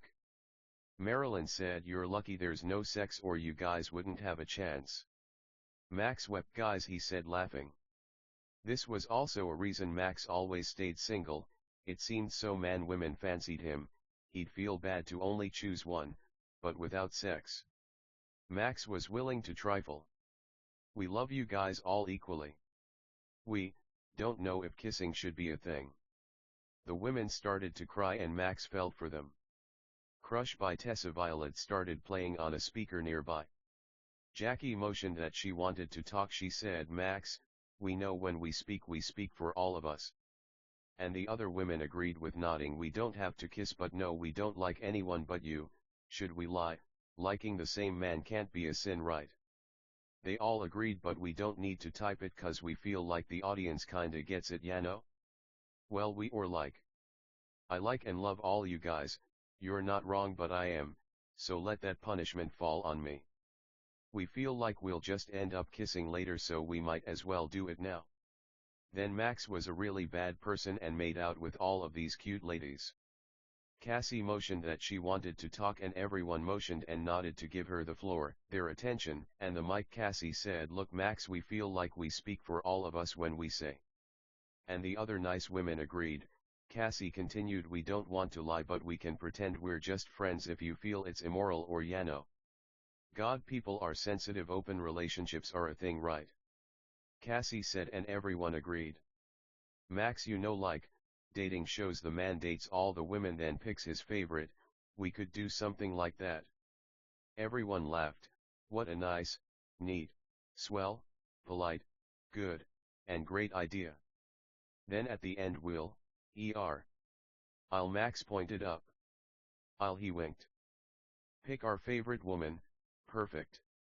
This wasn't Jesus's favorite thing, but it wasn't a sin because he didn't know it was sin, plus polygamy used to be considered okay, so that might have been why Max thought he was smart. No. Honestly, Jesus was completely fine with it, it wasn't sex, so at the end of the day what was there to really say? So this might not keep coming up. God bless the church, Christians, the Bible, and Crush by Tessa Violet. Little baby sand pails and sand castles. As people. Hilarious. Max already knew what they looked like, but he was just fucking around. So contestant number 1. Why do you think we should be your special chocolate man who's best friends with talking towels and towel accessories? Well, Jackie said we love washing machines, detergent, little towels, towel accessories. King of the hill in a way. Open rebukes nicer than hidden love. It's good but not for us, but we like the propane and propane accessories joke. We love Ghirardelli, Hershey's, Feastables, Ferrero Rocher, chocolate turtles, animals of all kinds that are chocolate, Skittles, being nice, neat, swell, polite, and confident. And we love you. Jackie screamed in joy at the last part. Max wept. Such a nice answer. You are a nice and beautiful woman, and they kissed. He had her stand behind a curtain to hide what she looked like as a joke. One could only see her feet, that's it. Contestant number 2, please step behind the curtain. Tommy stepped behind the curtain. Even though we could all see her, we could see her silhouette, but that's it. Contestant number 2, what's your idea of the perfect date? Max asked in a silly, deep voice. Well. Tommy started excitedly, she seemed so happy. Max clearly liked and loved her a lot. They were just kids being silly, nothing wrong with that, that's how he saw it. We'd love a walk on the beach at sunset while holding hands, chocolate and flowers would be so nice. She yelled in excited glee. Lay on the sand on warm day. Swim. Walk the Santa Cruz Pier. You win me some stuffed animals. Nothing crazy, we could just stay in two as long as I'm with you, silly. Tommy finished. Nice answer, Tommy. We also love chocolate and flowers, and nothing is more beautiful than the Santa Cruz boardwalk, especially at sunset. Very nice answers, contestant number 2. Max said. They kissed. Contestant number 3, please follow us, Max said, and he lead them to the water. Do you guys have magic powers? He asked. They cried, they didn't. They smiled. It's okay because the true magic of life comes from true love. They all said in unison. Wow! Max exclaimed, he started laughing. You guys all said the same thing, ha ha ha. Max said. Well, we'll have to give you our powers. Max temporarily relinquished his abilities and gave them to Haley. Haley. We want you to make us an ice sculpture. They were standing in the water about knee height. Haley took a deep breath and held her right palm up. She wept. She was nervous and anxious. Her face looked calm until it got a little more intense. Then an ice origami swan appeared about 3 inches tall. Haley wiped her face with her right forearm and smiled. Sorry guys, we just felt like, insecure, like we wouldn't be able to make anything cool, ha ha ha. Get it? Cool. Ha ha ha, come on guys, chill out. Ha ha ha ha. She was such a cute nice woman. Max loved her and her bubbly attitude. She had a cute bright blue bikini on. She was tall and blonde with an honest smile and blushy, rosy tan cheeks. Jessica, can you top Haley? There's only one way to find out, kiddo. Let's see what you got. Max said. He looked like anime-like. Phoenix, right, or like he pictured it at least. Anywho. Jessica took the power from Haley. They touched right palms, hands held high bent at the elbow. The ice power spiraled like snow around Haley's arm, then transferred to Jessica's arm. Jessica wept. She must have felt insecure too. But honestly, those were probably tears of joy. Jessica wiped her tears, sniffled, and they all hugged. It was a bright, sunny, hot day without a single cloud in the sky. There never was. It was just perfect beach weather. The kids were playing, building sand castles. People played volleyball. The idea of heaven being filled with awesome beings always made Max happy because it seemed so many human beings, multitudes, sadly enough, weren't going to make the cut. Perhaps human beings were too self-absorbed with their appearances. We gotta imagine it's gotta be easy to be humble if you're a little bucket or like pale. The water was so refreshing because it was so hot. Max was already black and he was definitely about to get a lot blacker. Whether we're black, white, brown, dark brown, red, or yellow, we all have value.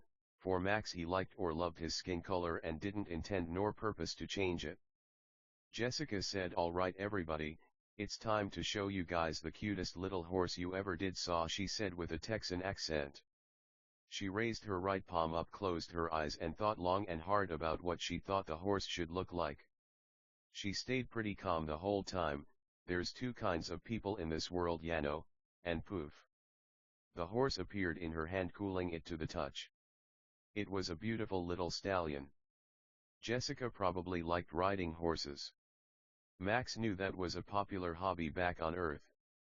It was going to be a hard choice, but Max had to give a point to both because he felt bad for them and he honestly felt they were both equally good. Max didn't want this to end. It was 7 p.m. but the rendezvous was at 2 a.m. but it was perpetual sun here. Max knew what he had to do. He had to convince the women to stay at Golden Hotel, stop sinning, and stay safe. Perhaps they wanted to help too much. Like the Talking Clothes said, battle is for those who are prepared for it. They were just bunch of nice, innocent women. They had no business being in this evil world, and they surely had no business in a fight between superpowered beings. They had no powers. Max led the girls to the shore. He got on his knees and prayed long and hard for the women to have powers. It'd be a nicer story for sure, and he knew it'd make them happy. He instructed them to all get on their knees and listen to his prayer to God, and they agreed. Max took a deep breath, wept, wiped his tears away, smiled. His eyes were closed the time. He instructed the women in a circle. They all held hands.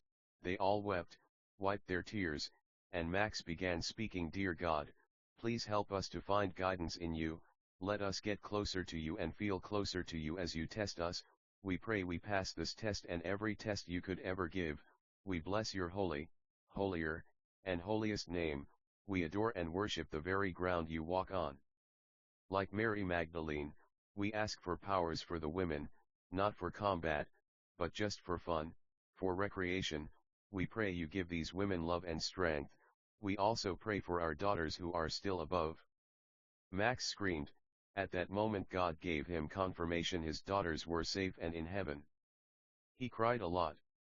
At that moment his daughters appeared and they began to talk. Elizabeth, Ashley, Alexandra, Lindsay, Angel, Diana, and Ellen all appeared and they all cried loudly, but they smiled too. "Dad," they all exclaimed. They talked for a little just to confirm everyone was okay. He kissed them all on their heads, on the top, on the hair. They all hugged, then they vanished with God. At that moment the women began to glow, then they were consumed in fire, but wouldn't burn, then ice, then electricity, then water. Their prayer was answered. For Max's next test he was going to make the women do an avatar. the last airbender kinda thing where they choice one the four elements from the show Attack a Dummy. We know it seems contradictory, but it wasn't real combat Yano, in fact that's why Max picked it. Next up was Maddie, Cassie, Kayla, and Tracy for the four elements from Avatar, The Last Airbender. To Max's luck the four women all chose four different elements so it was more entertaining. Maddie picked water, Cassie picked fire, Kayla picked earth, and Tracy picked air. Max set up a scarecrow kind of dummy and Maddie went first. She sent a slightly bigger than a basketball-sized blob of water at the dummy's head and froze it once it was near the head. Nice man. So cool. Haha, get it, thought Maddie. We loved humor, condescending, sacraments, friends, and most importantly family. Next up was Cassie. She had a ring of fire spun around the dummy's head about 8 inches from the head and 3 inches thick, then it closed in and left a ring burn mark around the dummy's head. Nice.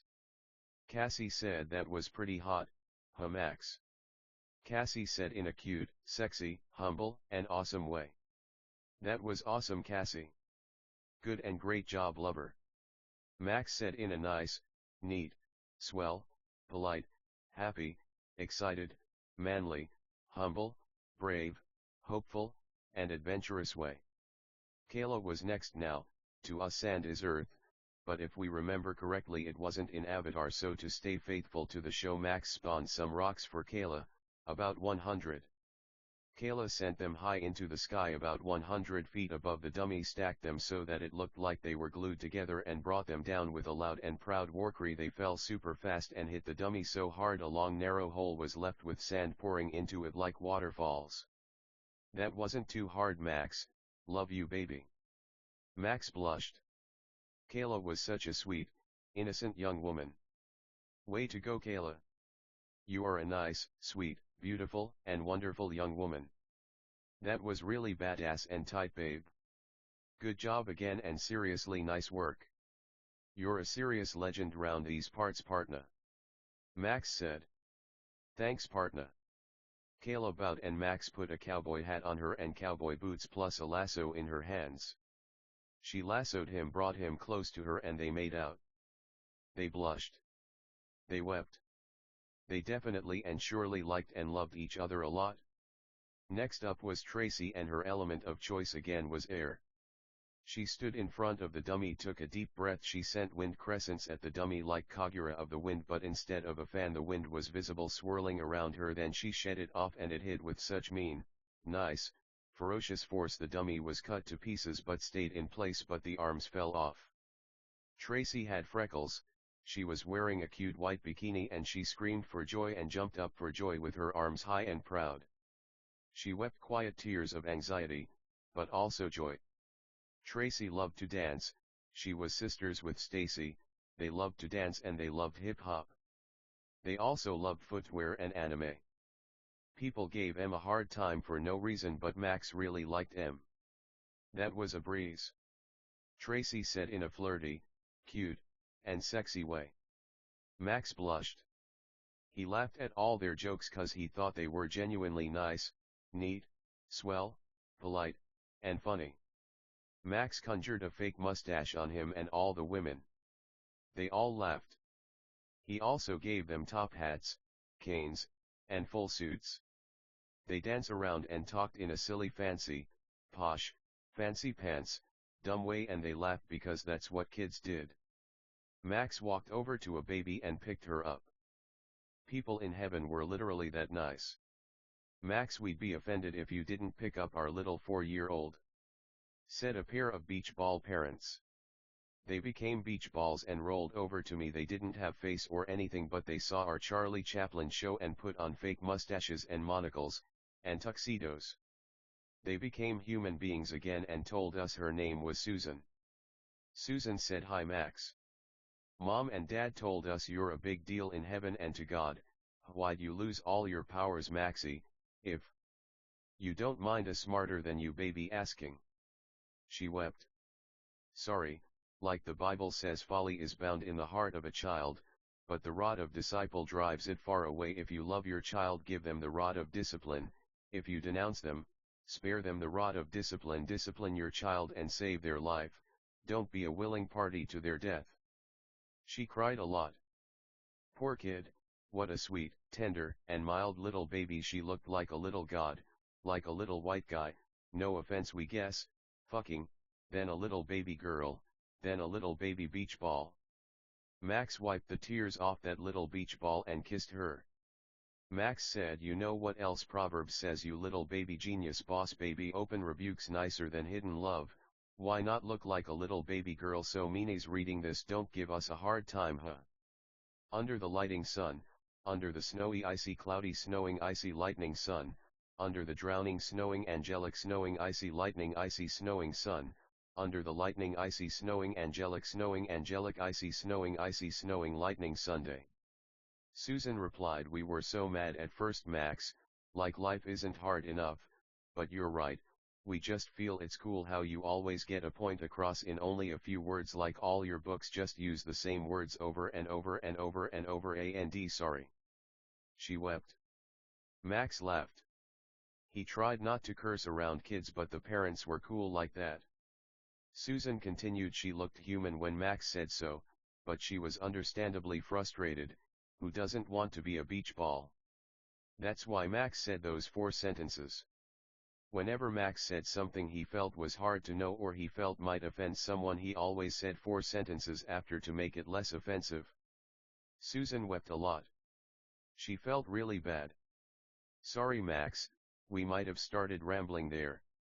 She smiled. Just kidding. We just know how much you pity and miss your daughters, and that's how they can act. We're 4. And even we know not to do that, but it's fine, right? Like, you don't make a 4-yo say even about herself, they keep going, Yako, the nerve, Yano, the nerve, it doesn't matter what age you are, forget man, you dat dog Max. Always have been, though, to be fair. Max found his new favorite person. He kissed Susan a few more times and chatted with the family along with the ladies.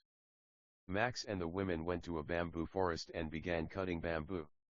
Suzume, Feet Toka, by Raidwimp started playing. Max had never heard of this song, but he quite liked it. It was 9 p.m. but it was a bright day, warm weather, overcast, at twilight, when the sky turns red like scarlet or like crimson. The sky, time was such an anxiety-inducing thing. Max didn't want to fail God's test, he just wanted to be with the girls like Sekire or Shuffle.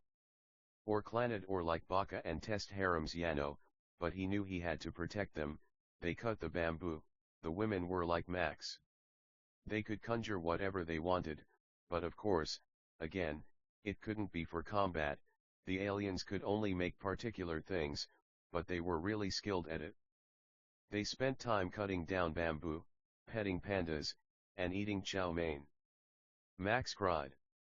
He was gonna miss the women, but what could he do? They'd be safe here. He felt like he was really getting through to them. Leaving the Golden Hotel wasn't an option. These dark tales, these seemingly intelligent monsters, these silhouettes, they were just that, figments of our imaginations, fake, fiction, not exactly, but without love we're no one. It seemed almost no humans beings would be nice and stay in the Golden Hotels. Human beings were always in and out, but Max talked to some people earlier on FaceTime, it seemed as if they'd do the right thing. Olivia D already left, so afraid of beings who can't really even hurt us, a strange notion to Max. But he brought the women here to cheer them up about not being able to fight. Perhaps if they trained enough one day they could fight, though again, it wasn't the most enviable position. Max's phone began to ring. It was Olivia. She was covered in dirt and rags. She was also wounded. She was with a chess alien. Apparently, the Dark Tales had chess proofing, so they had to resort to swords. This was the way it usually went. The appropriate attribute did more damage, but the Dark Tales were able to defend against that, so we'd wait for their shield gauge to deplete, or bring other aliens, as they could only defend against one thing at a time and try to switch opponents. The Dark Tales weren't too idiotic, however, but always made it a point to try to stay with whoever they were fighting. As they cut bamboo they wept some for Olivia, she was mean for leaving, but the fact of the matter was it seemed she wanted back in the Golden Hotel. The chess aliens used chess pieces as bullets essentially, but when the shields went up they switched to swords and handguns. They were seriously injured but Alex could help with that. There was a copy of Alex in every Golden Hotel like Nurse Joy or like Officer Jenny. It wasn't different Alexes, it was the same Alex. We guess he'd take time to get memories from every Alex every night. It was kinda over our head but even so. Max was glad for Olivia, platonically though, it was hard to be attracted to a woman who didn't know self-worth. God bless. Runaway by Aurora played. To say sorry Olivia had some friends, the men from earlier plus she'd made friends with the chess aliens Keith, Carrie, James, Firebeam, Snowball, Starfire, and Blizzard. We. Kamina. Simone. Abejuk, and ourself, Max, teleport outside to retrieve everyone we requested sled and car aliens because one cannot teleport into the Golden Hotel if they're wounded or in mean or like rude or like impolite condition. Max wept a lot. He was comforted, people already knew why he was so depressed and anxious, he missed his friends Jackie and Dem, another dark tale, great. Max wanted to handle it alone but Abeja punched him so hard he flew Earth, the darker part of Dark Mirror down through space through the boundary of the universe like a ripped hole through the top of the boundary of the universe, through outer space again, back down to Dark Mirror and left a hole next to the hole that he just left. He laughed. Magic had its limits, he intended to fix the holes in the ground as a joke, but he didn't want to exhaust himself. Max created a flame dagger and flew toward them thrusting at them and burning them some. They howled and groaned with very deep voices. They grabbed Max's ankle, with a black slimy, tentacle, kind of appendage then smacked him on the ground back and forth, leaving holes in the ground. He was hurt a lot but he wasn't weak by any stretch of the imagination. He was cutting at the tentacle where his ankle was held with his fire dagger. It was kinda like a video game. Damage wasn't exactly visible, instead the attack went through and the black tail flashed red when hit. They also had life bars if you focused hard enough. All the women left the Golden Hotel. Max was let down but he wasn't too surprised. The human heart is a picky fickle thing. The men and Olivia also left. So what was the point? Was it just for them we did this? Was it not also for us? If they ever came back would not these words surely testify against them if they ever claimed they were flawless? That's why Max loved his kids, they proved someone could stumble but still manage to do the right thing. He also loved the aliens for the same reason, but he thought of his kids first for a reason. Max was crying and grunting out of his closed teeth. He also was screaming and yelling at the dark tail. He was in a lot of pain, but he was used to it. His cross necklace swayed with inertia and blood, his white shirt, and blue jeans dirted. The black tail flung him at a brick wall, he wanted to be mad at Abeja for hitting him, that's why he lacked energy, that's why he was getting beat up, it was his own fault for having so much pride. He sent lightning bolts at the black tail, he was glad there was only one. One could get so angry they start thinking there's more enemies than there are. It put up electricity resistance. Max figured as much and sent fireballs at it. They did a nice amount of damage, the blacktail laughed, arrogant. Kamina sent drills at it. Simone too, it was nearly out, but it sat down, but started regaining health. Abeja sent feathers at it, it kept getting close to a lower amount of health, but it wouldn't deplete. Simone teleported above it and with the loudest war cry you ever heard and with the most serious face you ever saw he sent a huge drill on it. The sleds and cars arrived. There's no way we were teleporting to Golden Hotel so we started making our way out. Simone hit that damn thing so hard, white beams of light, started to break out it like pepperjack or like a strainer, it exploded and left sludge everywhere. Good work everyone, it looks like Olivia and the men won't be coming, but we did our parts. Screw 'em. Kamina said. Goddamn ingrates, just 'cause we can heal doesn't mean the memory of pain does. True enough, said Abijah. Well. Abijah's phone rang, it was God. Hey Abijah. God laughed. How ya doin' buddy? We're nice God. Just helped some fucking losers and took out another blacktail with Max. How come what's up JC? Abijah seemed angry. Who wouldn't be? It looked like the women were on their way back to Golden Hotel, so no need to be too angry, they heard of everything that happened here, that's the thing about helping. You never know who will be helped. He also sounded very serious, but earnest, and curious too. No rendezvous tonight. Jesus flipped the camera and showed 20 blacktails with life bars at 0. One could see the empty bars hanging over those poor bastards. Looks like God already handled it. Abijah was stunned. God. We don't understand why you didn't let us do it, don't endanger yourself like that, dot. He began crying. That was no way to speak to God. Max said that's what you get for hitting me so flipping flopping flapping flipping florping fleeping. Abijah knew. Max didn't need to say it. He might have went too far. He wept. Anyway. Abijah, you gotta understand, we do whatever we want, we did it mostly for Max because we knew he wanted to spend time with those ladies he liked. Had they not done the right thing, well honestly we're sure he could have just found new human beings, but, we're glad either way and hey. Less controversy, right? Anyway, we love you guys. Everyone was stunned.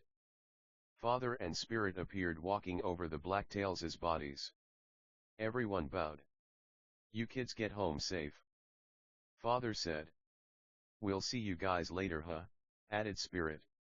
More blacktails appeared. We didn't want to lie, we knew they were fine. God bless M. They started fighting M.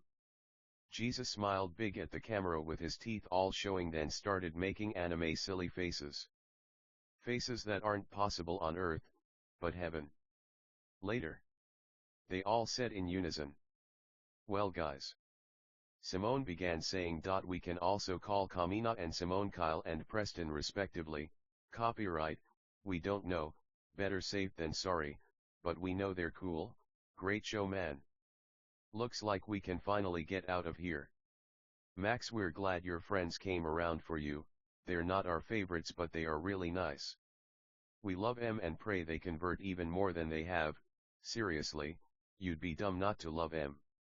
God bless guys, me and Kamina are heading out.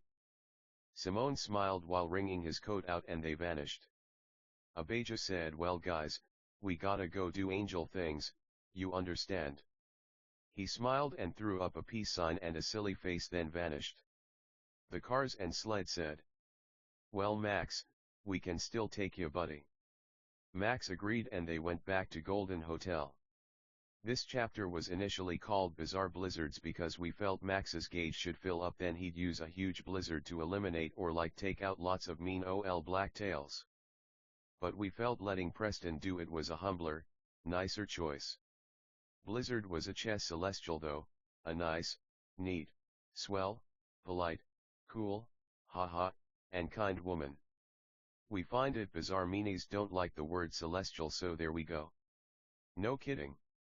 Blizzard is a sweet, pretty, beautiful, and awesome woman. We could just picture multiple copies of her because Blizzard is plural. She did have a twin Snowball, so there you go. Also again, God bless Keith, Carrie, James, Firebeam, and Starfire. Bizarre blizzards, more like awesome and wonderful blizzards. Or like people are cool man, bizarre blizzards, still so true because the blizzard is really the fight we have in our heart between fighting, repentance, forgiveness, and friendship. Bizarre indeed. Bizarre blizzards. Okay, next chapter, voracious volcanoes. Whether it goes how we think or not, we're sure it'll be fine. God bless. Chapter 2, Voracious Volcanoes. Max was in his room, the women left again, poor bastards. But, he still had his daughters. It wasn't all like that anyway. The way they treated each other, the envy, wasn't his favorite. Now we can sit here and blame Max for being a womanizer, but in his head he just felt bad for them, who knows. Fuck the ops man. Fuck M. He admired his room. The beautiful wooden kitchen doors. The huge TV. The pool on the balcony. Sex was a fickle thing. Aliens didn't have sex. Human beings did. It made them mad in a way. Unable to think clearly. But their desire for romance and affection, we felt, wasn't wrong. Max wept for them. They'd never believe it, but even now he felt bad for them, but what could he do? Some human beings felt more comfortable being aliens, so if you're wondering where they went, like some men for example, for it seems the women might be nicer than the men, but we know all are created equal. Max loved the idea of love, but for now he was okay with being by himself. Aliens weren't into that, and for that he appreciated them. Max started playing Super Smash Bros. Melee, his favorite video game in a way. There were so many great games.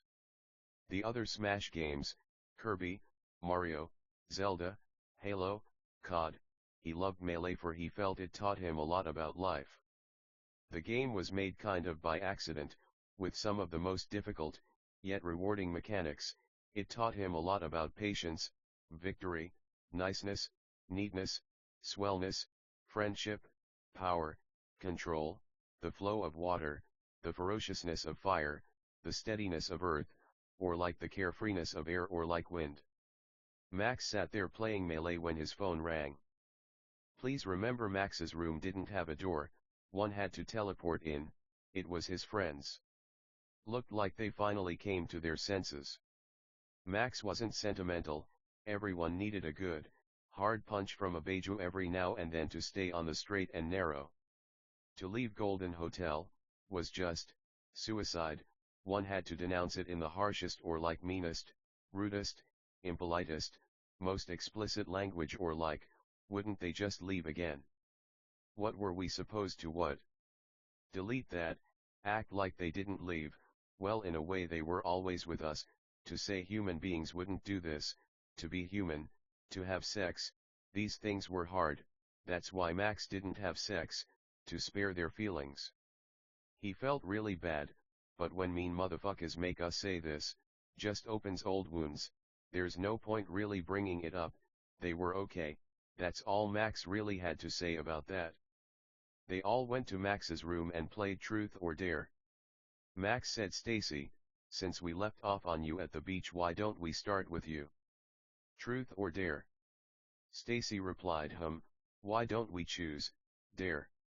She said in a cute, flirty, and sexy way.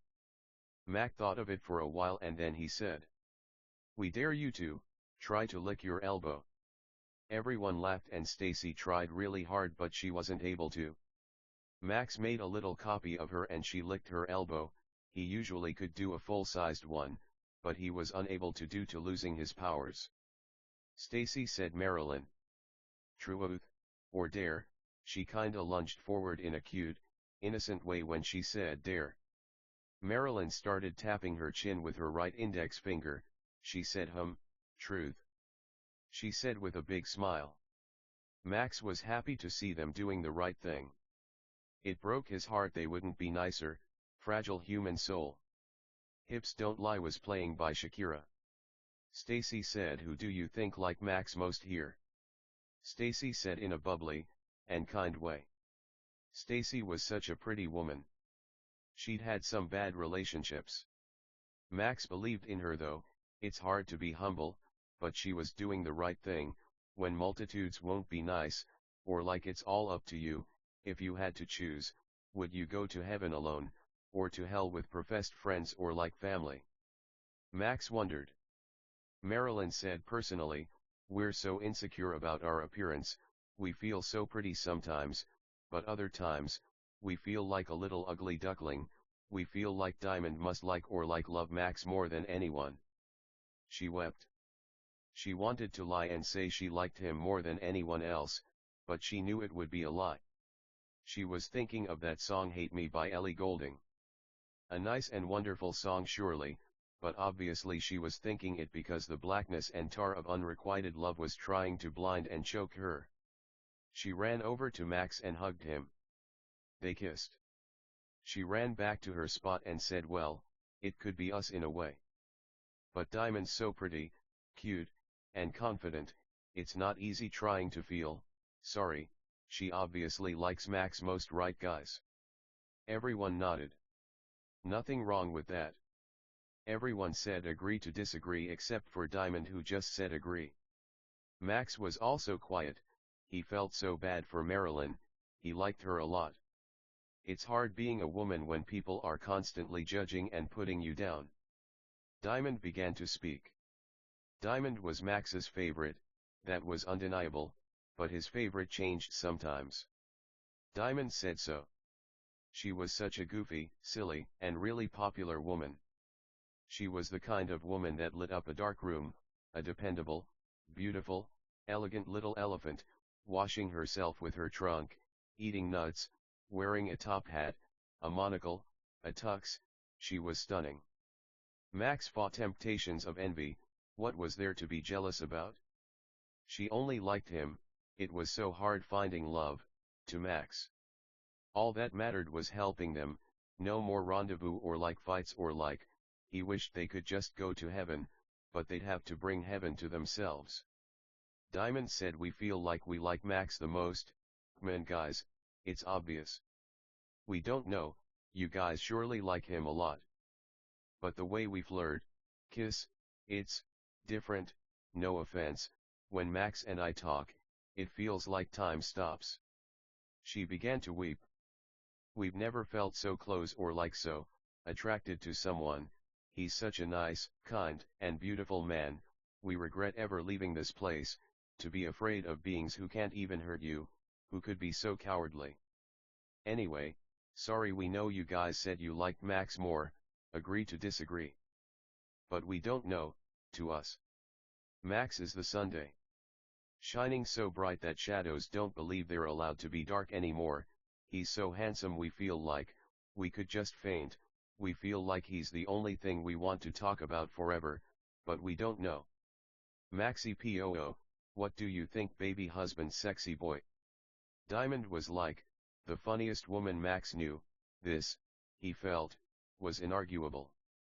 Ruby started to talk. She said, Max is so hot, huh? We know why you guys think you like him more. In a way we're sure you're right. But we feel in the greatest way, in the way that matters most to him, we love him most.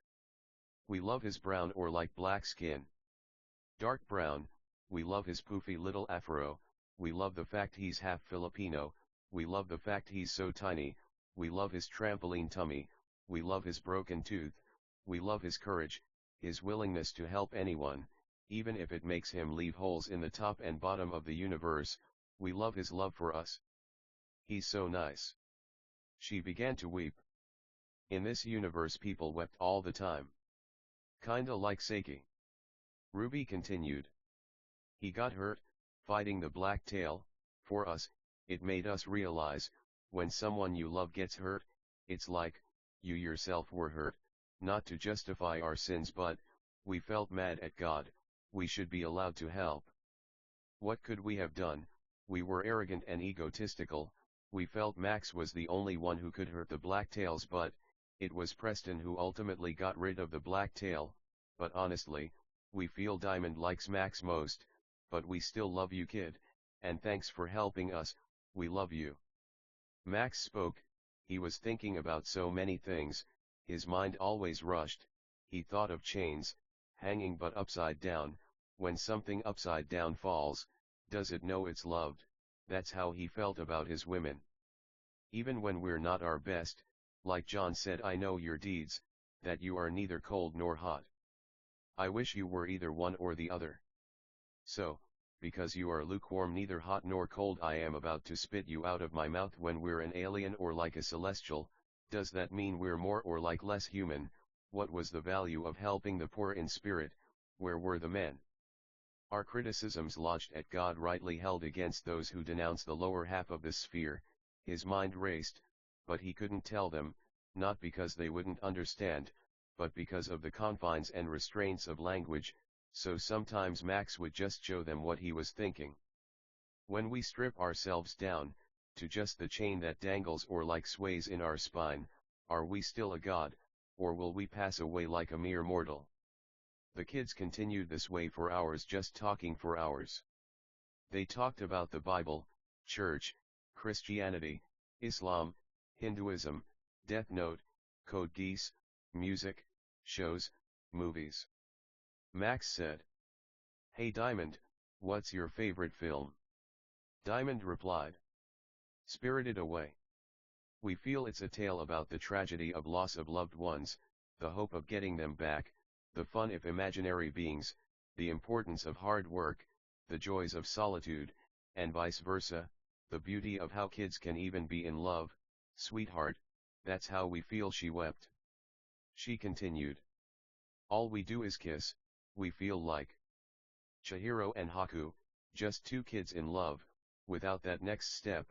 It's so hard to be secure or like self-confident, but we know you love us, we've never loved anyone else. We wish we'd met you sooner. But what right have we to blame God? He's just a little white man with a big stomach, he's enough problems." We feel like when we watched Spirited Away, obviously we're spirited away, but it's not obvious when we get lost, we'll always find something new, something unfamiliar that becomes familiar, we'll find someone who's been our friend the whole time and we didn't even know it. Then we go home, but home is where our heart is. Jake the dog, or like, home is where Max is, where he's going to be, where he's been, and when we're not with him we're just a little girl whose parents have become pigs. Also God bless Runaway by Aurora.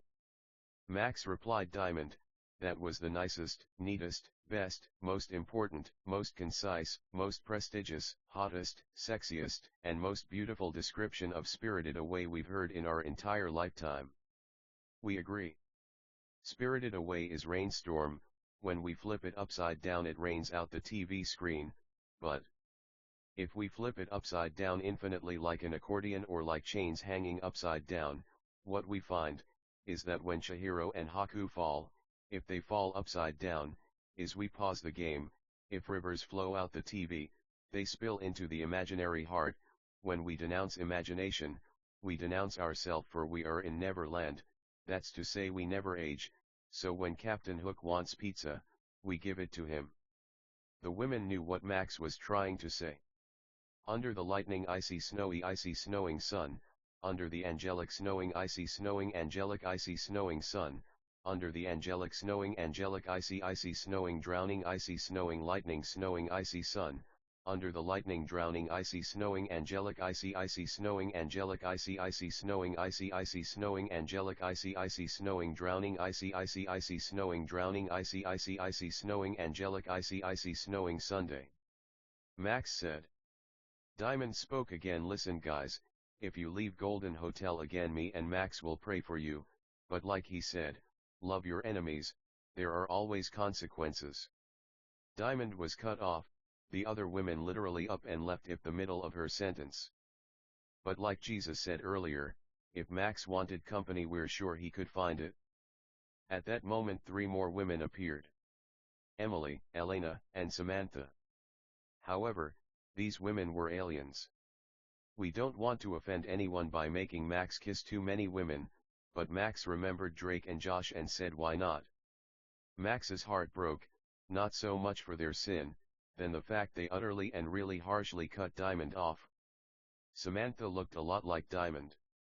Emily was like Blizzard and Elena was a huge K-pop fan.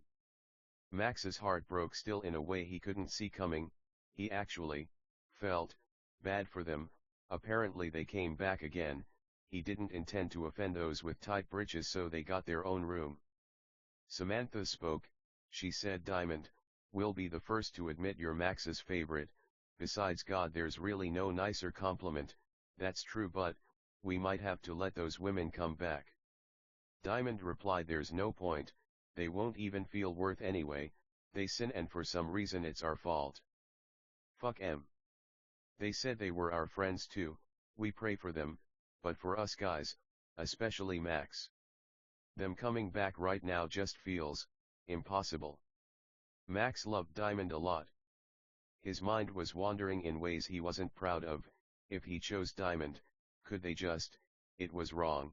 The man lead, so he stopped those thoughts right there. Emily asked, "Hey Max, we're new here, sorry, but can you explain why sex is wrong before marriage?"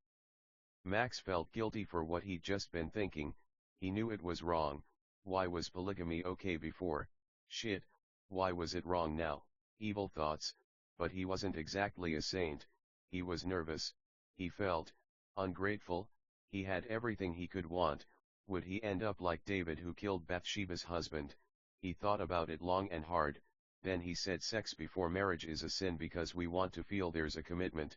Sex makes people fall in love, so there needs to be a promise to not hurt each other's hearts or like feelings. Max was annoyed. It felt like everything annoyed him. He hated not feeling like his friends were loved. If he made mistakes, they were his to make. God was watching. Max knew he loved God. He knew God loved him. He might have been right.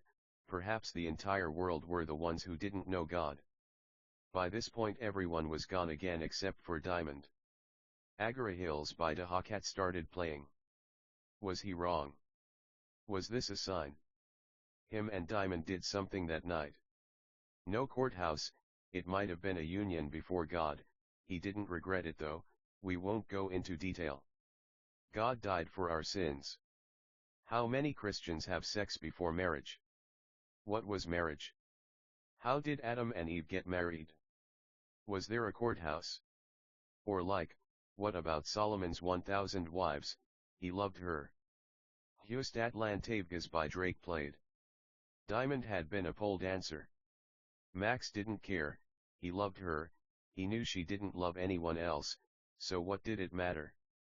He knew she'd know what he was talking about. Meaningless sex was meaningless, but the sex meant something. They were in love. She wasn't pregnant. For now, when a man loves a woman, he'll do almost anything to make sure she doesn't leave. Autumnal, reverb, upside down, leaves stain the ink on the orangest, reddest, brownest part of our stripped down metal heart. Max and Diamond made the kind of love that doesn't die. Again, we don't want to go too into detail, but suffice to say, they were in love. They woke up the next morning and kissed each other. It was a committed relationship now, and they proved that again in a way we feel we don't need to explain. Shut It Down by Drake played, and a montage played in Max's head to where if they knew each other their whole lives. Friends at a sandbox. Sharing box juices, walking dogs, at the skate park, playing video games, Max getting acne, classes, hanging at each other's houses, working, applying to colleges, getting married. Max loved her. He felt one woman was enough. God was right, but of course he still loved his friends. Jackie, Tommy, and them. He thought of kids. They'd be proud of him. Max finally got married. It's about time. They did hit the courthouse, we just didn't intend to say, for we felt for those who've made mistakes. Max stayed in bed and played Ocarina of Time. He started a new game. Diamond went to the kitchen and started making him breakfast. Diamond was wearing Max's button-up long sleeve. They intended to go back to the beach today, hopefully with all their friends. Ocarina of Time, this was one of Max's favorite games. It taught him the value of adventure, the beauty of feeling comfortable getting lost, the calmness of staying calm under pressure, the value of growing old, the power of romance and protecting the one you love, and the nostalgia of starting over. Diamond called out to Max. She said, "Sweetheart, your breakfast is done, come eat, silly. The game can wait, you have to get your energy for the day.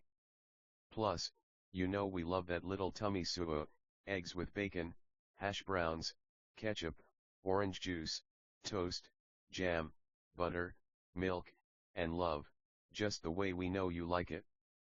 Why don't you give me a kiss while you're at it, baby daddy? Moi." Max was hungry. He had just started the game, but Diamond and her food were more important than saving Hyrule for the 100th time or whatever. What was it to be a hero?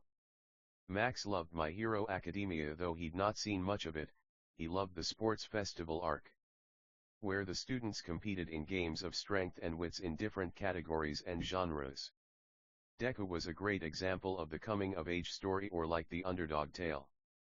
Katsuki, Enji, Okako, and Tsuyu were all, we felt, well-developed, capable, nice, neat, swell, polite, strong, fantastic, heroic anime characters.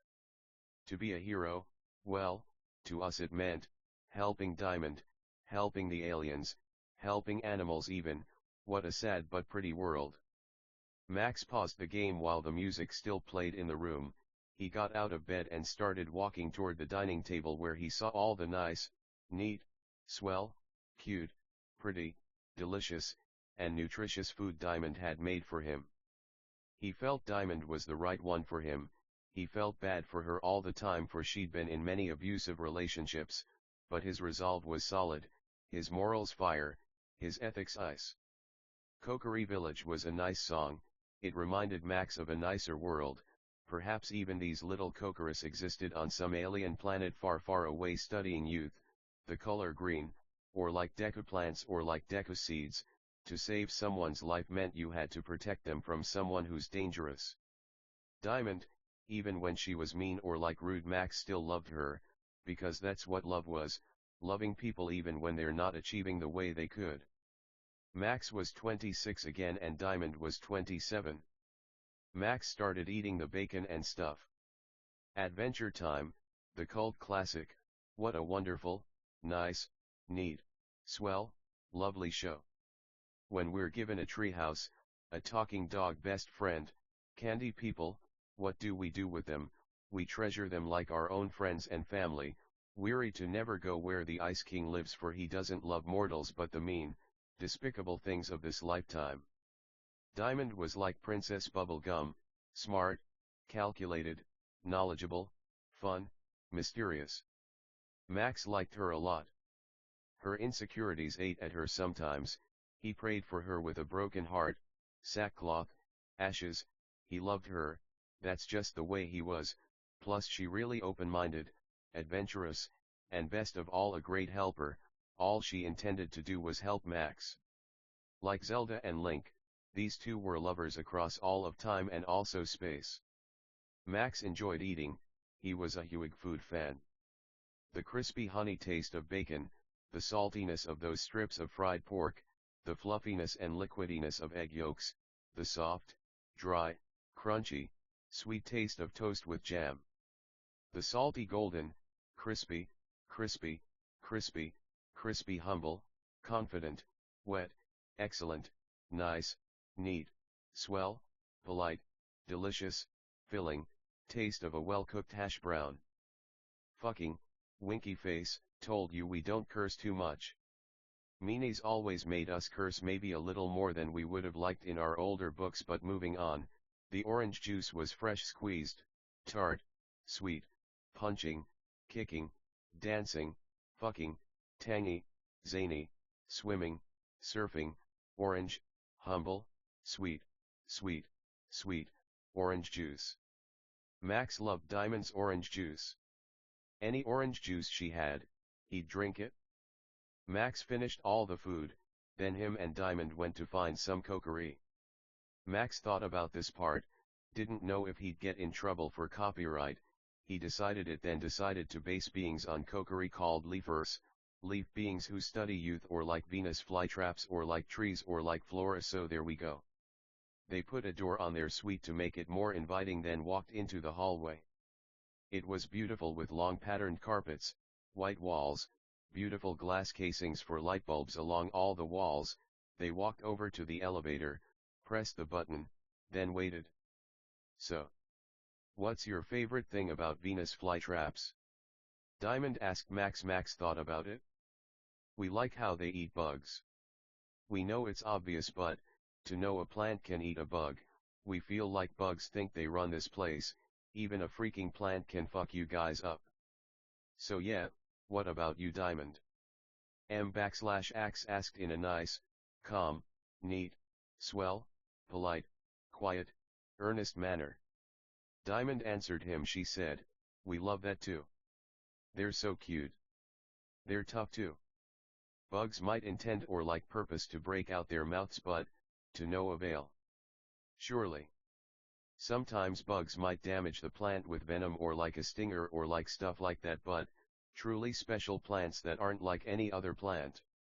We can learn a lot from them about what it is to be ourself, but also not to fit the mold nor expectation of what others want us to be. We love you, Max. We're so insecure, we never felt aliens existed. We hope we can show them a lot of niceness and kindness." Max loved Diamond's personality a lot. So silly, the way she inflected words, her confidence, her laugh, everything about her screamed wife. Max just hoped he'd always listen to those screams. The elevator arrived. Man, that took a long time. It just proved how cozy they were with each other. It was never awkward, a nice, sure sign of people who weren't just lovers but also best friends. Max typed in Leifer to a digital screen on the elevator wall where the buttons usually are. It was above the buttons. The elevator screen turned green with a checkmark. Just right about after the doors closed, they reopened in a forest village. There were green leaves everywhere. They floated around or like talked to each other, but when they saw human beings, they became human beings to welcome their visitors. Max listened to Suzume again, that song he'd never heard in the bamboo forest. He felt it appropriate since he was in another forest. He was greeted by a leafer called Oak. "Hi guys. Oh my god, are you Max? Man, you're like, so cool, man. We heard stories about how you were a master of all kinds of elements in heaven." He wept. "Sorry about what happened, your leaves are looking more like our children's now," Oak said. Max wept a lot, but Diamond a little, then a lot. "Thanks, man. So what's your name?" Max said with a smile. He pitied Diamond. It's not that she didn't care, it's just that a lot of this stuff was kind of hard to know or like understand. "Oak. Our name's Oakchalinto, so. You must intend or like purpose to learn about flora. Well, we've got you covered, friends. Everything you could ever learn about flora can be found in this forest." Diamond smiled, then started talking. She said, "We love flora. We love crown shyness, the Amazon rainforest, cacti, daisies, roses, all kinds of stuff." She was really happy. Max was glad to see it. She deserved it after the hard lifetime she had been through. Oak replied, "That's funny you should mention our last name comes from the phrase crown shyness in a way. Right this way, friends, let's take you to the tree houses." Max and Diamond followed Oak. The forest was kind of like the Korok forest from Breath of the Wild, or like a Native American settlement. A tree had a door in it. They walked in and it was like a portal to the inside of a tree house. They looked out, but saw a huge intricate network of tree houses about 100 feet off the ground that all connected to each other using wooden bridges, with ropes for safety. The tree houses had torches on them for light. Apparently, each tree house was a portal to different flora environments. "We know you lovers love love, so, how about we go to a huge rose field? You know us, Max. We don't marry nor we're given in marriage, so it's nice and refreshing seeing people who love each other the way you guys do," Oak said. Max and Diamond blushed. Oak didn't know they consummate their marriage last night, so they told him. "Mazel tov. You know, we heard giving birth is the hardest thing a person can do, Buyut. We know that baby would be like, the cutest baby ever. Human beings are special because they're masters of all like angels, so what would you guys name such a precious, mild, tender little Max Diamond?" Oak said. Max said, "Haha. Well, and thanks for asking, Oak." He looked at Diamond. She wept and hugged Max. They were holding hands. Max felt Diamond's hand sweat. She was so nervous. He loved her. He wept. Had he been the nicest, neatest, swellest, politest husband he could be? He hoped so. "We like your hand sweat, Diamond," Max said. Guys. Please no PDA, we're fucking around." Max, you should fucking lick her hand, sweat. Oak said. The realist couldn't blacken this man. He was a legendary og through and through, that much we knew for sure. Diamond said, thanks cutie. She wept. We just feel kinda insecure, sometimes, Buyut. To answer your question, Oak. Oak would be a nice and lovely name for a little tree-making baby. Or like. She put her right hand to her chin to ponder, imagine, meditate, contemplate, or like Yano compliment talking leaf people. Oak said, gee Diamond. We really appreciate that. Yano, some of our own little ones are named after Max. We surely need some diamonds in these rough parts though. They made it across the bridge to a hut with a painting of many roses. They walked in. Oak was an old tan maid with white hair about 5'4". He had a white button-up short-sleeve white shorts, a white hat with a string that fastened under the chin and a walking cane. For such an old man he surely had a lot of tenacity in his step, for the painting was so high he kinda just jumped in, without bending his knees or like anything, he kinda just flew in. He was kinda Asian looking if we want to put it that way. Might have been Chinese, Japanese, South Korean, something like that. Max dolphin dived through and so did Diamond. Max thought Diamond was being silly at first when she had such a serious face, but when he saw her resolve or like how serious she was, while she was still silly, he fell infinitely more in love with her and felt unworthy to be with her. A brave, heroic, and courageous woman, just like the woman from Provch 31.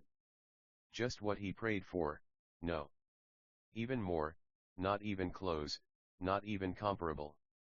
She was the field of roses, but he was just a humble bee being it up, not a human being, but a bee being. Bebe Reka. Don't stop beliving, humble, meek love, not false humility, but true humility. The word humility demands or like deserves respect, if not, it just walks away, but it doesn't look back, like Diamond. Diamond Rainbow Call, Max's last name. God gave Max his last name. He loved gays, he loved Noah's Ark, it was a fitting name. What they saw, words couldn't really capture, but we could try. They saw a giant rose that became many little ones, it rained roses, upside down, roses grew like trees, they spun, they smelled like orange juice, honeydew, persimmons, grass, boomerangs, persimmons, persimmons, persimmons, just like Max's books. They were Polaroids that bled into other Polaroids, they were upside down near the ground while the background or like the ground constantly changed, they were the sun, they fell like wet stars, you could walk on them like Jesus did water, but not damage them at all, in fact, they'd hold you up. Leafers could think of something way nicer than this, but this was Max's gift to Diamond. Women were nice and simple, love God, love them, buy them huge fields of flowers. Amen. Max was going to stay with Diamond because he feared for her safety. So we're going to follow Abijah, Kyle, and Preston while Max looks at the flower fields with Diamond. Team All was in a black version of Hawaii. Everything was black or like silhouetted. They were near an active volcano, but again the lava was just black, but it did glow. They were fighting blacktails. Some flew like bugs, some were like human-sized flying dragons. Some were like reptiles that hopped around on hind legs, some looked like palm trees. They were making quick work. Again they were kinda like titans, kinda intelligent or like the demons from Inuyasha, but not human beings either. The tree ones fell down so one could see from a bird's eye view. Jack and John were there. Andrew was so old, he kinda had eternal youth in a way, but he felt his kids would learn more if they were by themselves. Tough love kinda thing. Andrew wept and prayed for his kids, honestly, we all did. Team All fought with a kind of bravery or like heroism that's rare in the world we live in, they were all wounded. Max wept for he felt bad for Team All. Listen. Max started. We have to help them. Him and Diamond cried. Oscar had been pretty far away so he didn't know what they were talking about. At a point he did see them weep, however, which broke his heart so he wept 2 tears. He was a pretty happy man. One from both eyes, as Diamond would point out. Diamond spoke. She said, "Look Max, we actually just remembered we dreamt it'd be nice for us to go. To prove we can help and that someone who's made mistakes can leave Golden Hotel, but still come back, leave nice, but come back neat as well. We know you're gonna say we've always been nice but, we've made mistakes, but it's time we rectify and atone for our sins." Max agreed. He loved her. She was better than him, he felt fucking dumb, but even so, we have all made mistakes. He didn't intend for her to feel like a sinner, but that's how she felt. Max was sure she was just being humble, he was sure she didn't mean it, he hoped not, for she was the love of his life, a smiley, nice, kind, beautiful woman. Clear skin, long beautiful hair, he loved her a lot. He knew she held her past against her, but he also knew she shouldn't, but no matter what he was gonna love this poor insecure woman. We're all insecure, but we vent our insecurities, but we move past them, we love ourselves for who else if we won't. The two ran toward Oak. Again, there were roses everywhere, there were grassy spaces, however, not everything was a rose, some of the human beings were even roses, like Rosalia the Pokemon or like those flower people from Paper Mario. Oak. We heard about what's happening in Hawaii, but we felt we needed to help the men fighting over there.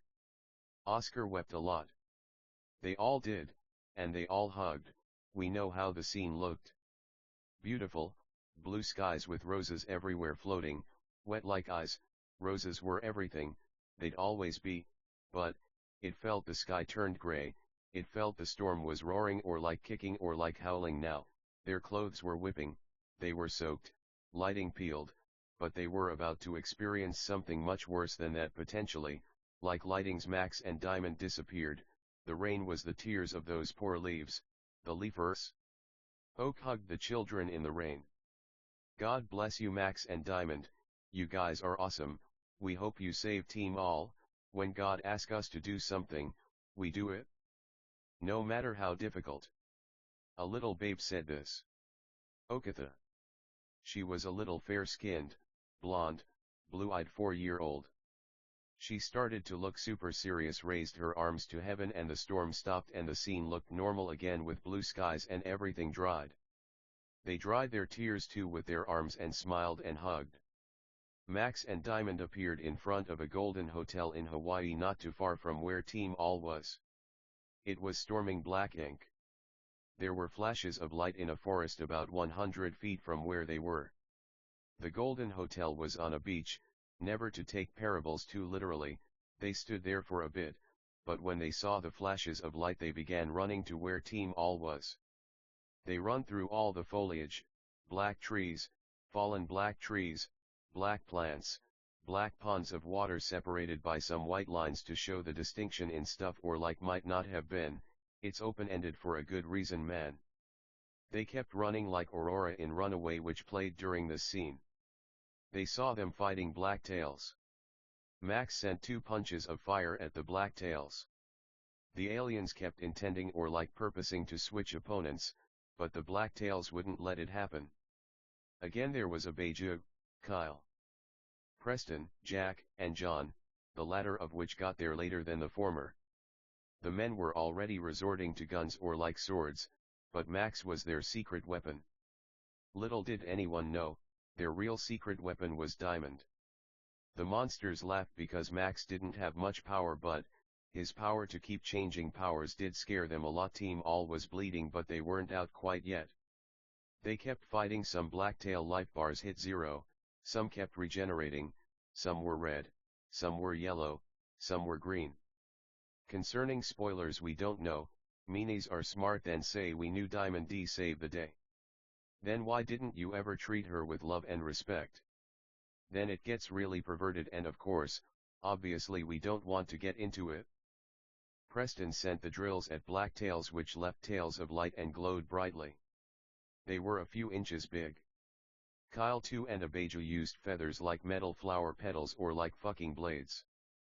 They fought a lot and they were kicking some serious ass. The blacktails morphed to mimic or like mock the human being form, so they started doing hand-to-hand combat. It was intense, poor heroes. God was watching, this was a test, but would they pass? Max excelled at hand-to-hand combat. His ability to conjure anything was obliterating the blacktails. Max's gauge filled, so he hit them with a twin snake that coiled around his aura. Then more huge snake dragons came and ate the blacktails from either side of the screen like lines on lined paper, or like the chains of Max's mind, or like the game Snake, but the whole screen eventually filled with these green flying snakes. One blacktail left and he was much stronger than the rest of them. He set his sights on Diamond, but because Max loved her so much, his gauge filled again. Like Inuyasha and Kagome, the men were too hurt to conjure, and Max knew he'd counter because the blacktails countered the first magical endeavor brought on them. Max ripped his right arm off, which scared or like confused the blacktail, then sent a little fireball at its head. It didn't know Max had more than one conjure ability, so he set his defense to fire, but Max set the arm to a giant diamond sword. Kyle took one big swing, then the life bar of the dark tail went all the way down to 0. Kyle cut a ton of the trees in the forest down with that swing. Something was wrong, the ground started to shake, then the volcano erupted, but it started walking around or like threatening to ear the heroes. The volcano was a blacktail itself. Diamond couldn't fight, but she could heal, so she began healing Max's arm. The other men were doing nicer by this point, so they decided to buy them time while Max's arm regenerated. Team All knew Abeja was strongest and he used feathers, so they hit the volcano with drills, but it actually didn't block. It was because he didn't know Max's powers, or like he thought Max might have a trick up his sleeve. The volcano sent boiling hot black lava at Team All, but Abeja teleported them out the way. Halfway to Max's arm, they hit him with more giant drills until he decided to just block against drills, then Abeja hit him with his feather tornadoes. The swords also sent their swords at him, they were huge. His life bar was also halfway down. The volcano sent out such a huge lava spit the men put up a force field. Max's arm was done and he kissed Diamond. Max knew the men were done, so it was Diamond's job to hold the force field. Diamond, because of her, Max's gauge filled again. The volcano's timer ran out, so he could pick to block whatever attack Max sent. Max had to think. If he messed this up, they were finished, but what were the chances it chose what he was thinking? Max spoke to it. Blacktail, tell me what it is you fear the most. The blacktail laughed and cursed at Max. We fear no one on this earth, Max, we know what you'll choose already, so just give it up. Plus give me the woman, she will make an excellent wife. The volcano laughed. Fuck you. God damn it. Max thought, he could conjure a little god because fear was mentioned, or like how about some diamonds because diamond was mentioned. No one's coming for you, Max. Just fucking give up. Max wouldn't do it. How about holes for when Abeja hit him because he knew his pride must be showing. Max knew. He'd pick black lava because it was the one thing the volcano didn't expect. Double or nothing, said the volcano. What the fuck are you talking about, you fucking damn mean son of a bitch? Max asked. They were running out of time. He was angry. There's another volcano, he will also fight unless you get the element right. The volcano intended to consider black lava, but God made him forget. So what? Max had been done listening to this. If you leave right now, your little friends are safe, if not, they're surely doomed except the woman. The volcano said. Shut that ugly ass up, you volcanic black lava son of a bitch. The volcano kept intending to think black lava, but God wouldn't let him, plus Max kept mentioning black lava to make the volcano think he wouldn't pick it. Well, Max, it's your mistake. Max faked a sneeze, then sent a huge tsunami of black lava at the volcano from an inch from his palm.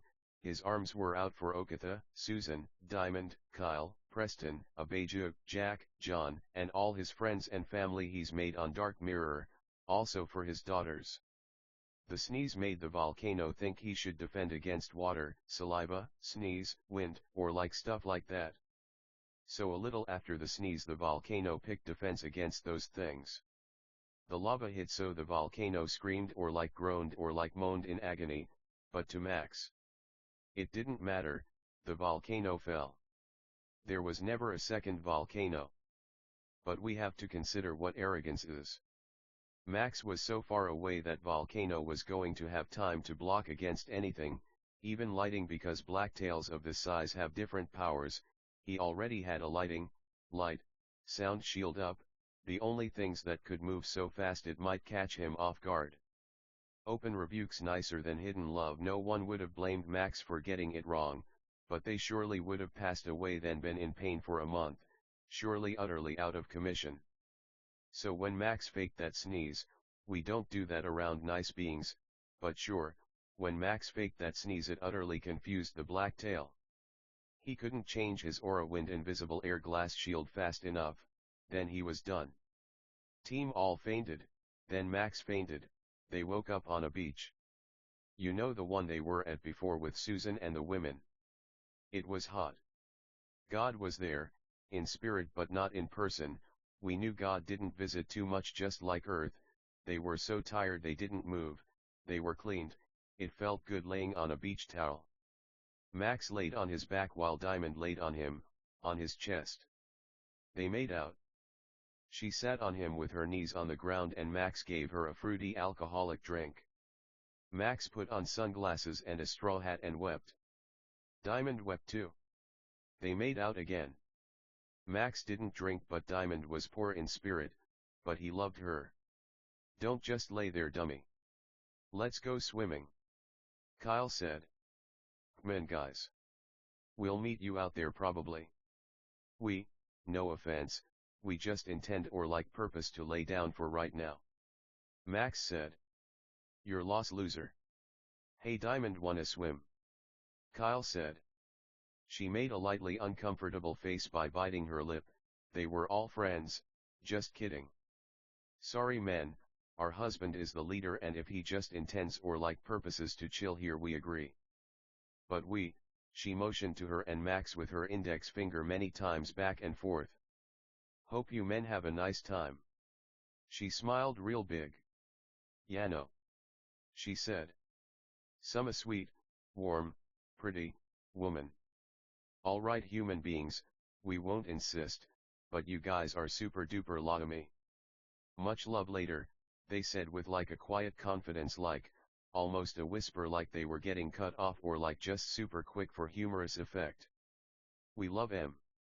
Last one in's a rotten egg, screamed Preston. Then they all ran toward the ocean. There were plenty of human beings at the beach, kids, teens, adults, elders, though we have eternal youth sometimes we might choose to look old. They made out again. So why didn't you want to go with your friends, Max? Diamond asked. Well, we just intended or like purpose to spend some time with you, intend or like purpose to play some Mario Kart. Are nice, neat, swell, polite, beautiful, brave, awesome, amazing, incredible, gorgeous, attractive, sexy, best Mario Kart player, Peach, Daisy, Rosalina, Baby Peach, Baby Daisy, Baby Rosalina. Diamond said Baby Rosalina with Max, then they both said wife. Intend or like purpose, Diamond scoffed.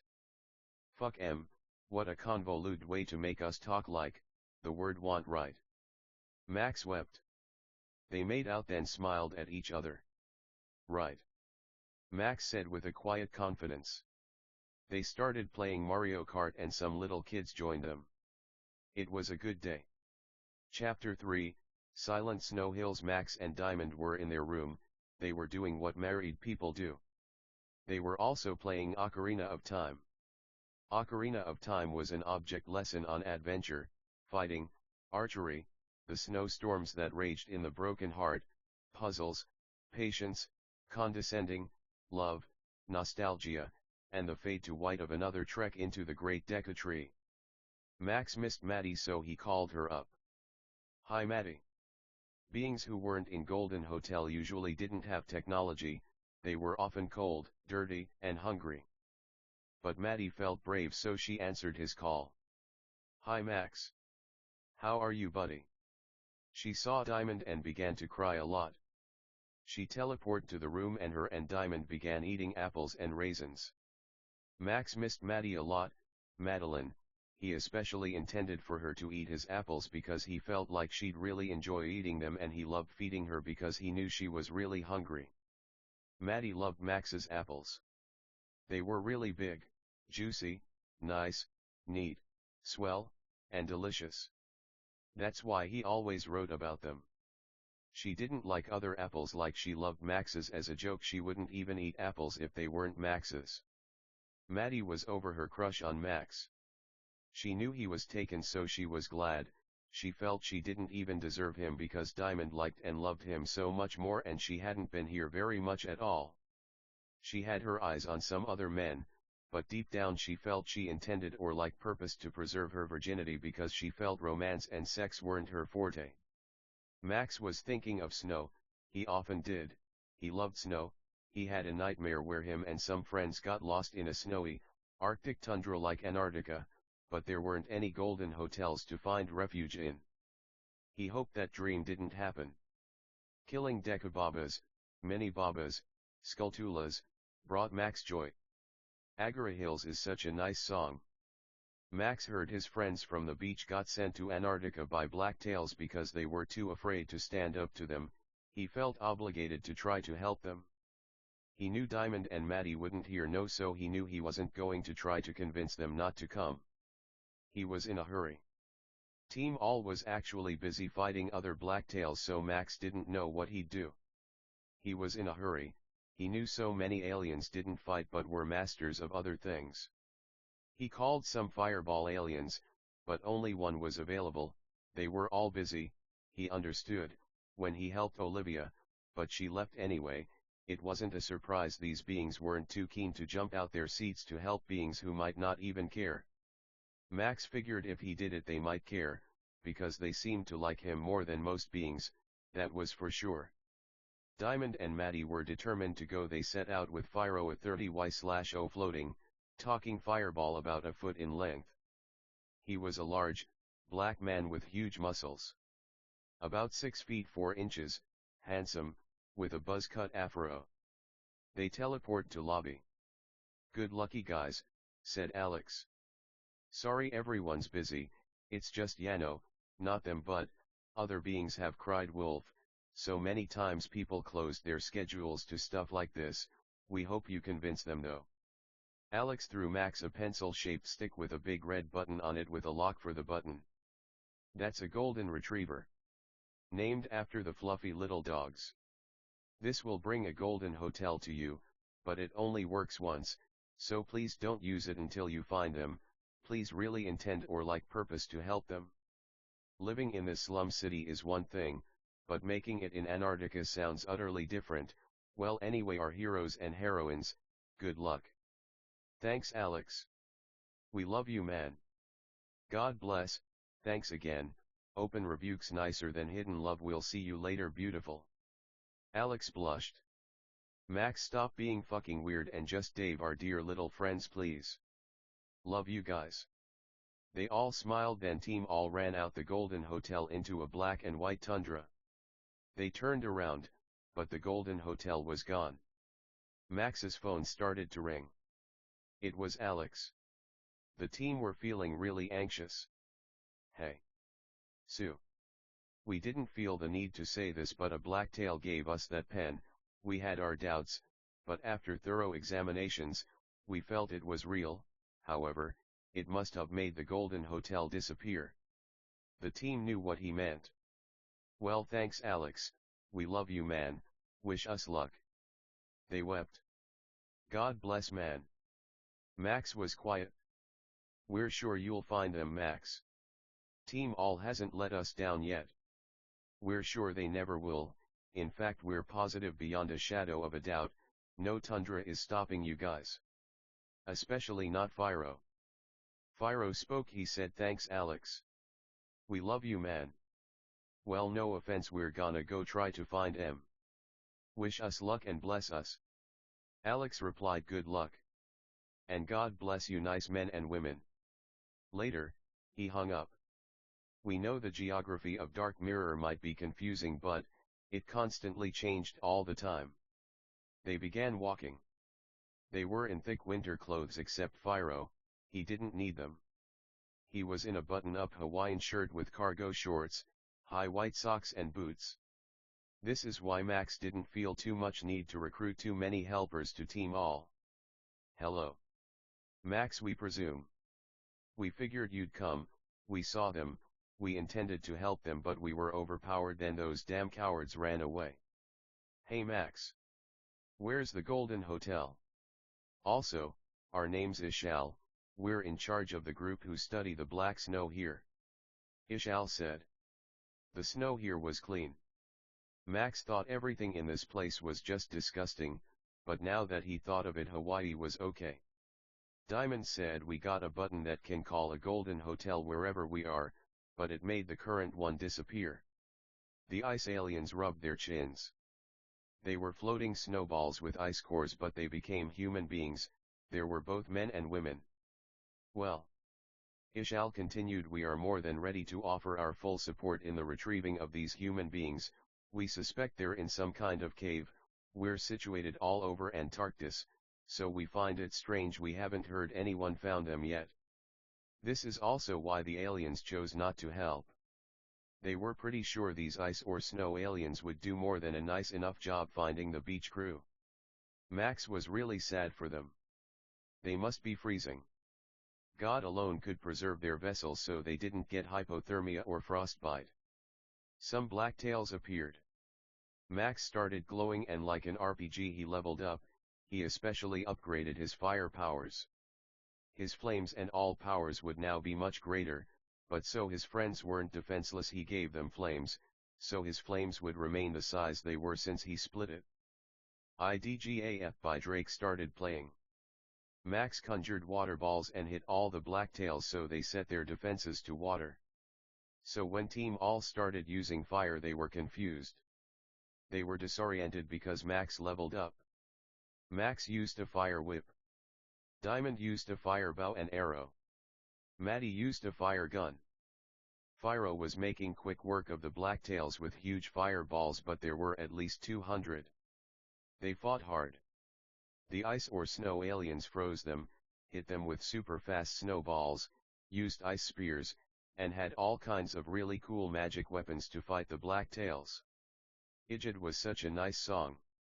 To Max it was about money, power, rebellion, fighting, war, love, romance, and the importance of protecting human beings we love. Great song.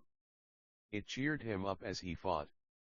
The women started to glow, they got powers for their own. Human beings were just special like that, we guess. Max's inch-wide fire whip became a 20-inch fire snake in essence, no face or anything, but yeah, so these guys were now fire conjurers. That's the gift of giving the wicked. Ask what's the difference?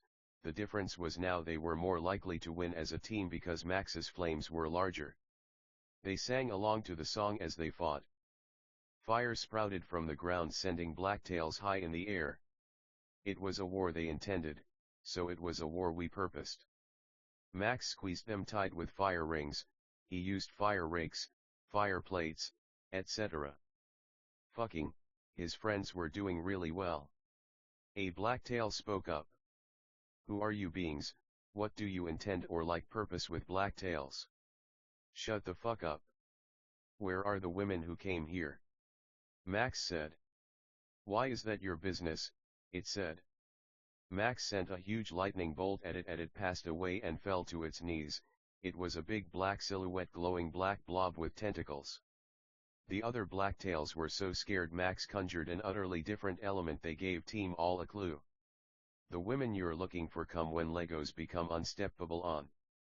What the fuck did that mean? I don't be giving no fucks. I don't know if you caught on. I don't be giving no fucks. I say whatever I want, I do whatever I want. I'm counting up money for fun and I'm popping these perks just for fun. Truer words were never spoken. A man called Icebird spoke. He said, Legos, we feel like he means what? Max sent a lightning bolt at a blacktail, but he coincidentally saw it coming, their shields were changing so they all picked fire. Those in cold states or like spaces were more vulnerable to fire. Fyro the pyro said damn it, pulled his sword out its sheath and started swinging. Max reduced his magic power to enhance Fyro's sword, his fire, and all his magic was now at half, not as little as when he shared with his wife and Maddie, but a lot smaller. Ishal jumped about 20 feet in the air and sent ice spearheads raining on the blacktails. They all were at red life bars but started healing. Diamond and Maddie had to use swords and guns because they were fire users. Feathers, the blacktails passed away. Abeja, thought Max. Abeja called Max.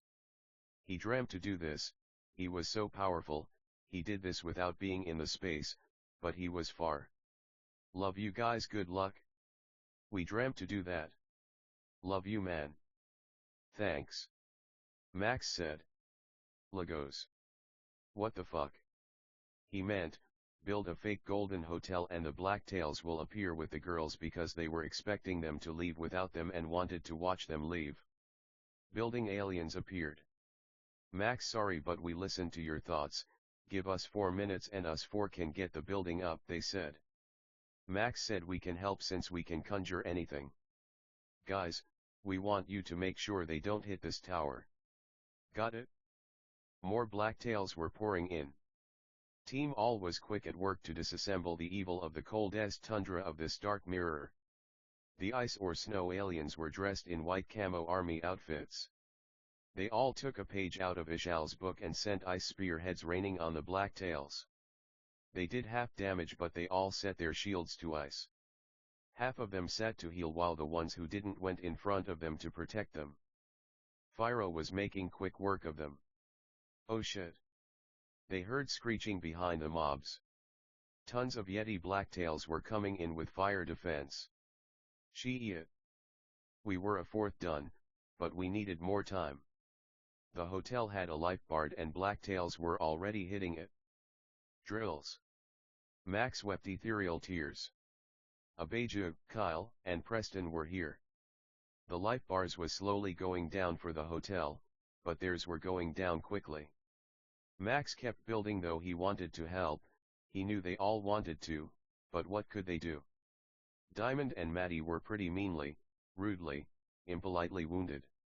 Max had to make the hard decision to not stop building to help them, but kept building. The drills were flying leaving behind white trails of light fucking, they were so good at that. Size wasn't all that mattered with magic, these drills packed a punch. Kyle drilled a huge hole on the ground and Abeja conjured wings to push many blacktails in the hole. Ice or snow wasn't too effective against these icy blacktails, but they were so skilled it was like it didn't matter. Team All was fighting hard, the hotel's life bar was almost at 0 but it was almost done. Max's power bar was filled, the blacktails braced themselves for a harsh attack but instead he finished the hotel and filled the life bar.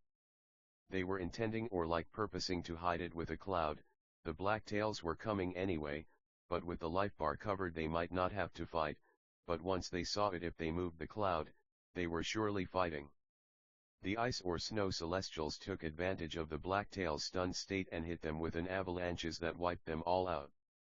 Blacktails knew it was impossible to enter a golden hotel, but Team All was going to use their arrogance against them. The blacktails spawned from nowhere with the women and mocked them. Look. They didn't even look for you. They left with the button we gave them. Let's have a look inside. We might find them, Yano. They laughed and hit them while they walked to the entrance. It was utterly empty for it wasn't a real golden hotel. They said this is weird. Are they all this empty? The leader spoke. He said we told you these spaces were fake little ploys made by us to get idiots like this hopes up. That's all there is to it. Max hit them with a flashbang. God made the women impervious. They grabbed the women and ran out. The building aliens and Max let the building fall on them. All their life bars were 0. We could see through the smoke of rubble. The leader had greater defense so kept curing, but he couldn't do much more than that, even he then was silent. Max pressed the button. Where the fake golden hotel was a real one took its place. They walked in all wounded, but alive. The building aliens were the only ones not wounded. They greeted Alex. Alex yelled at the women.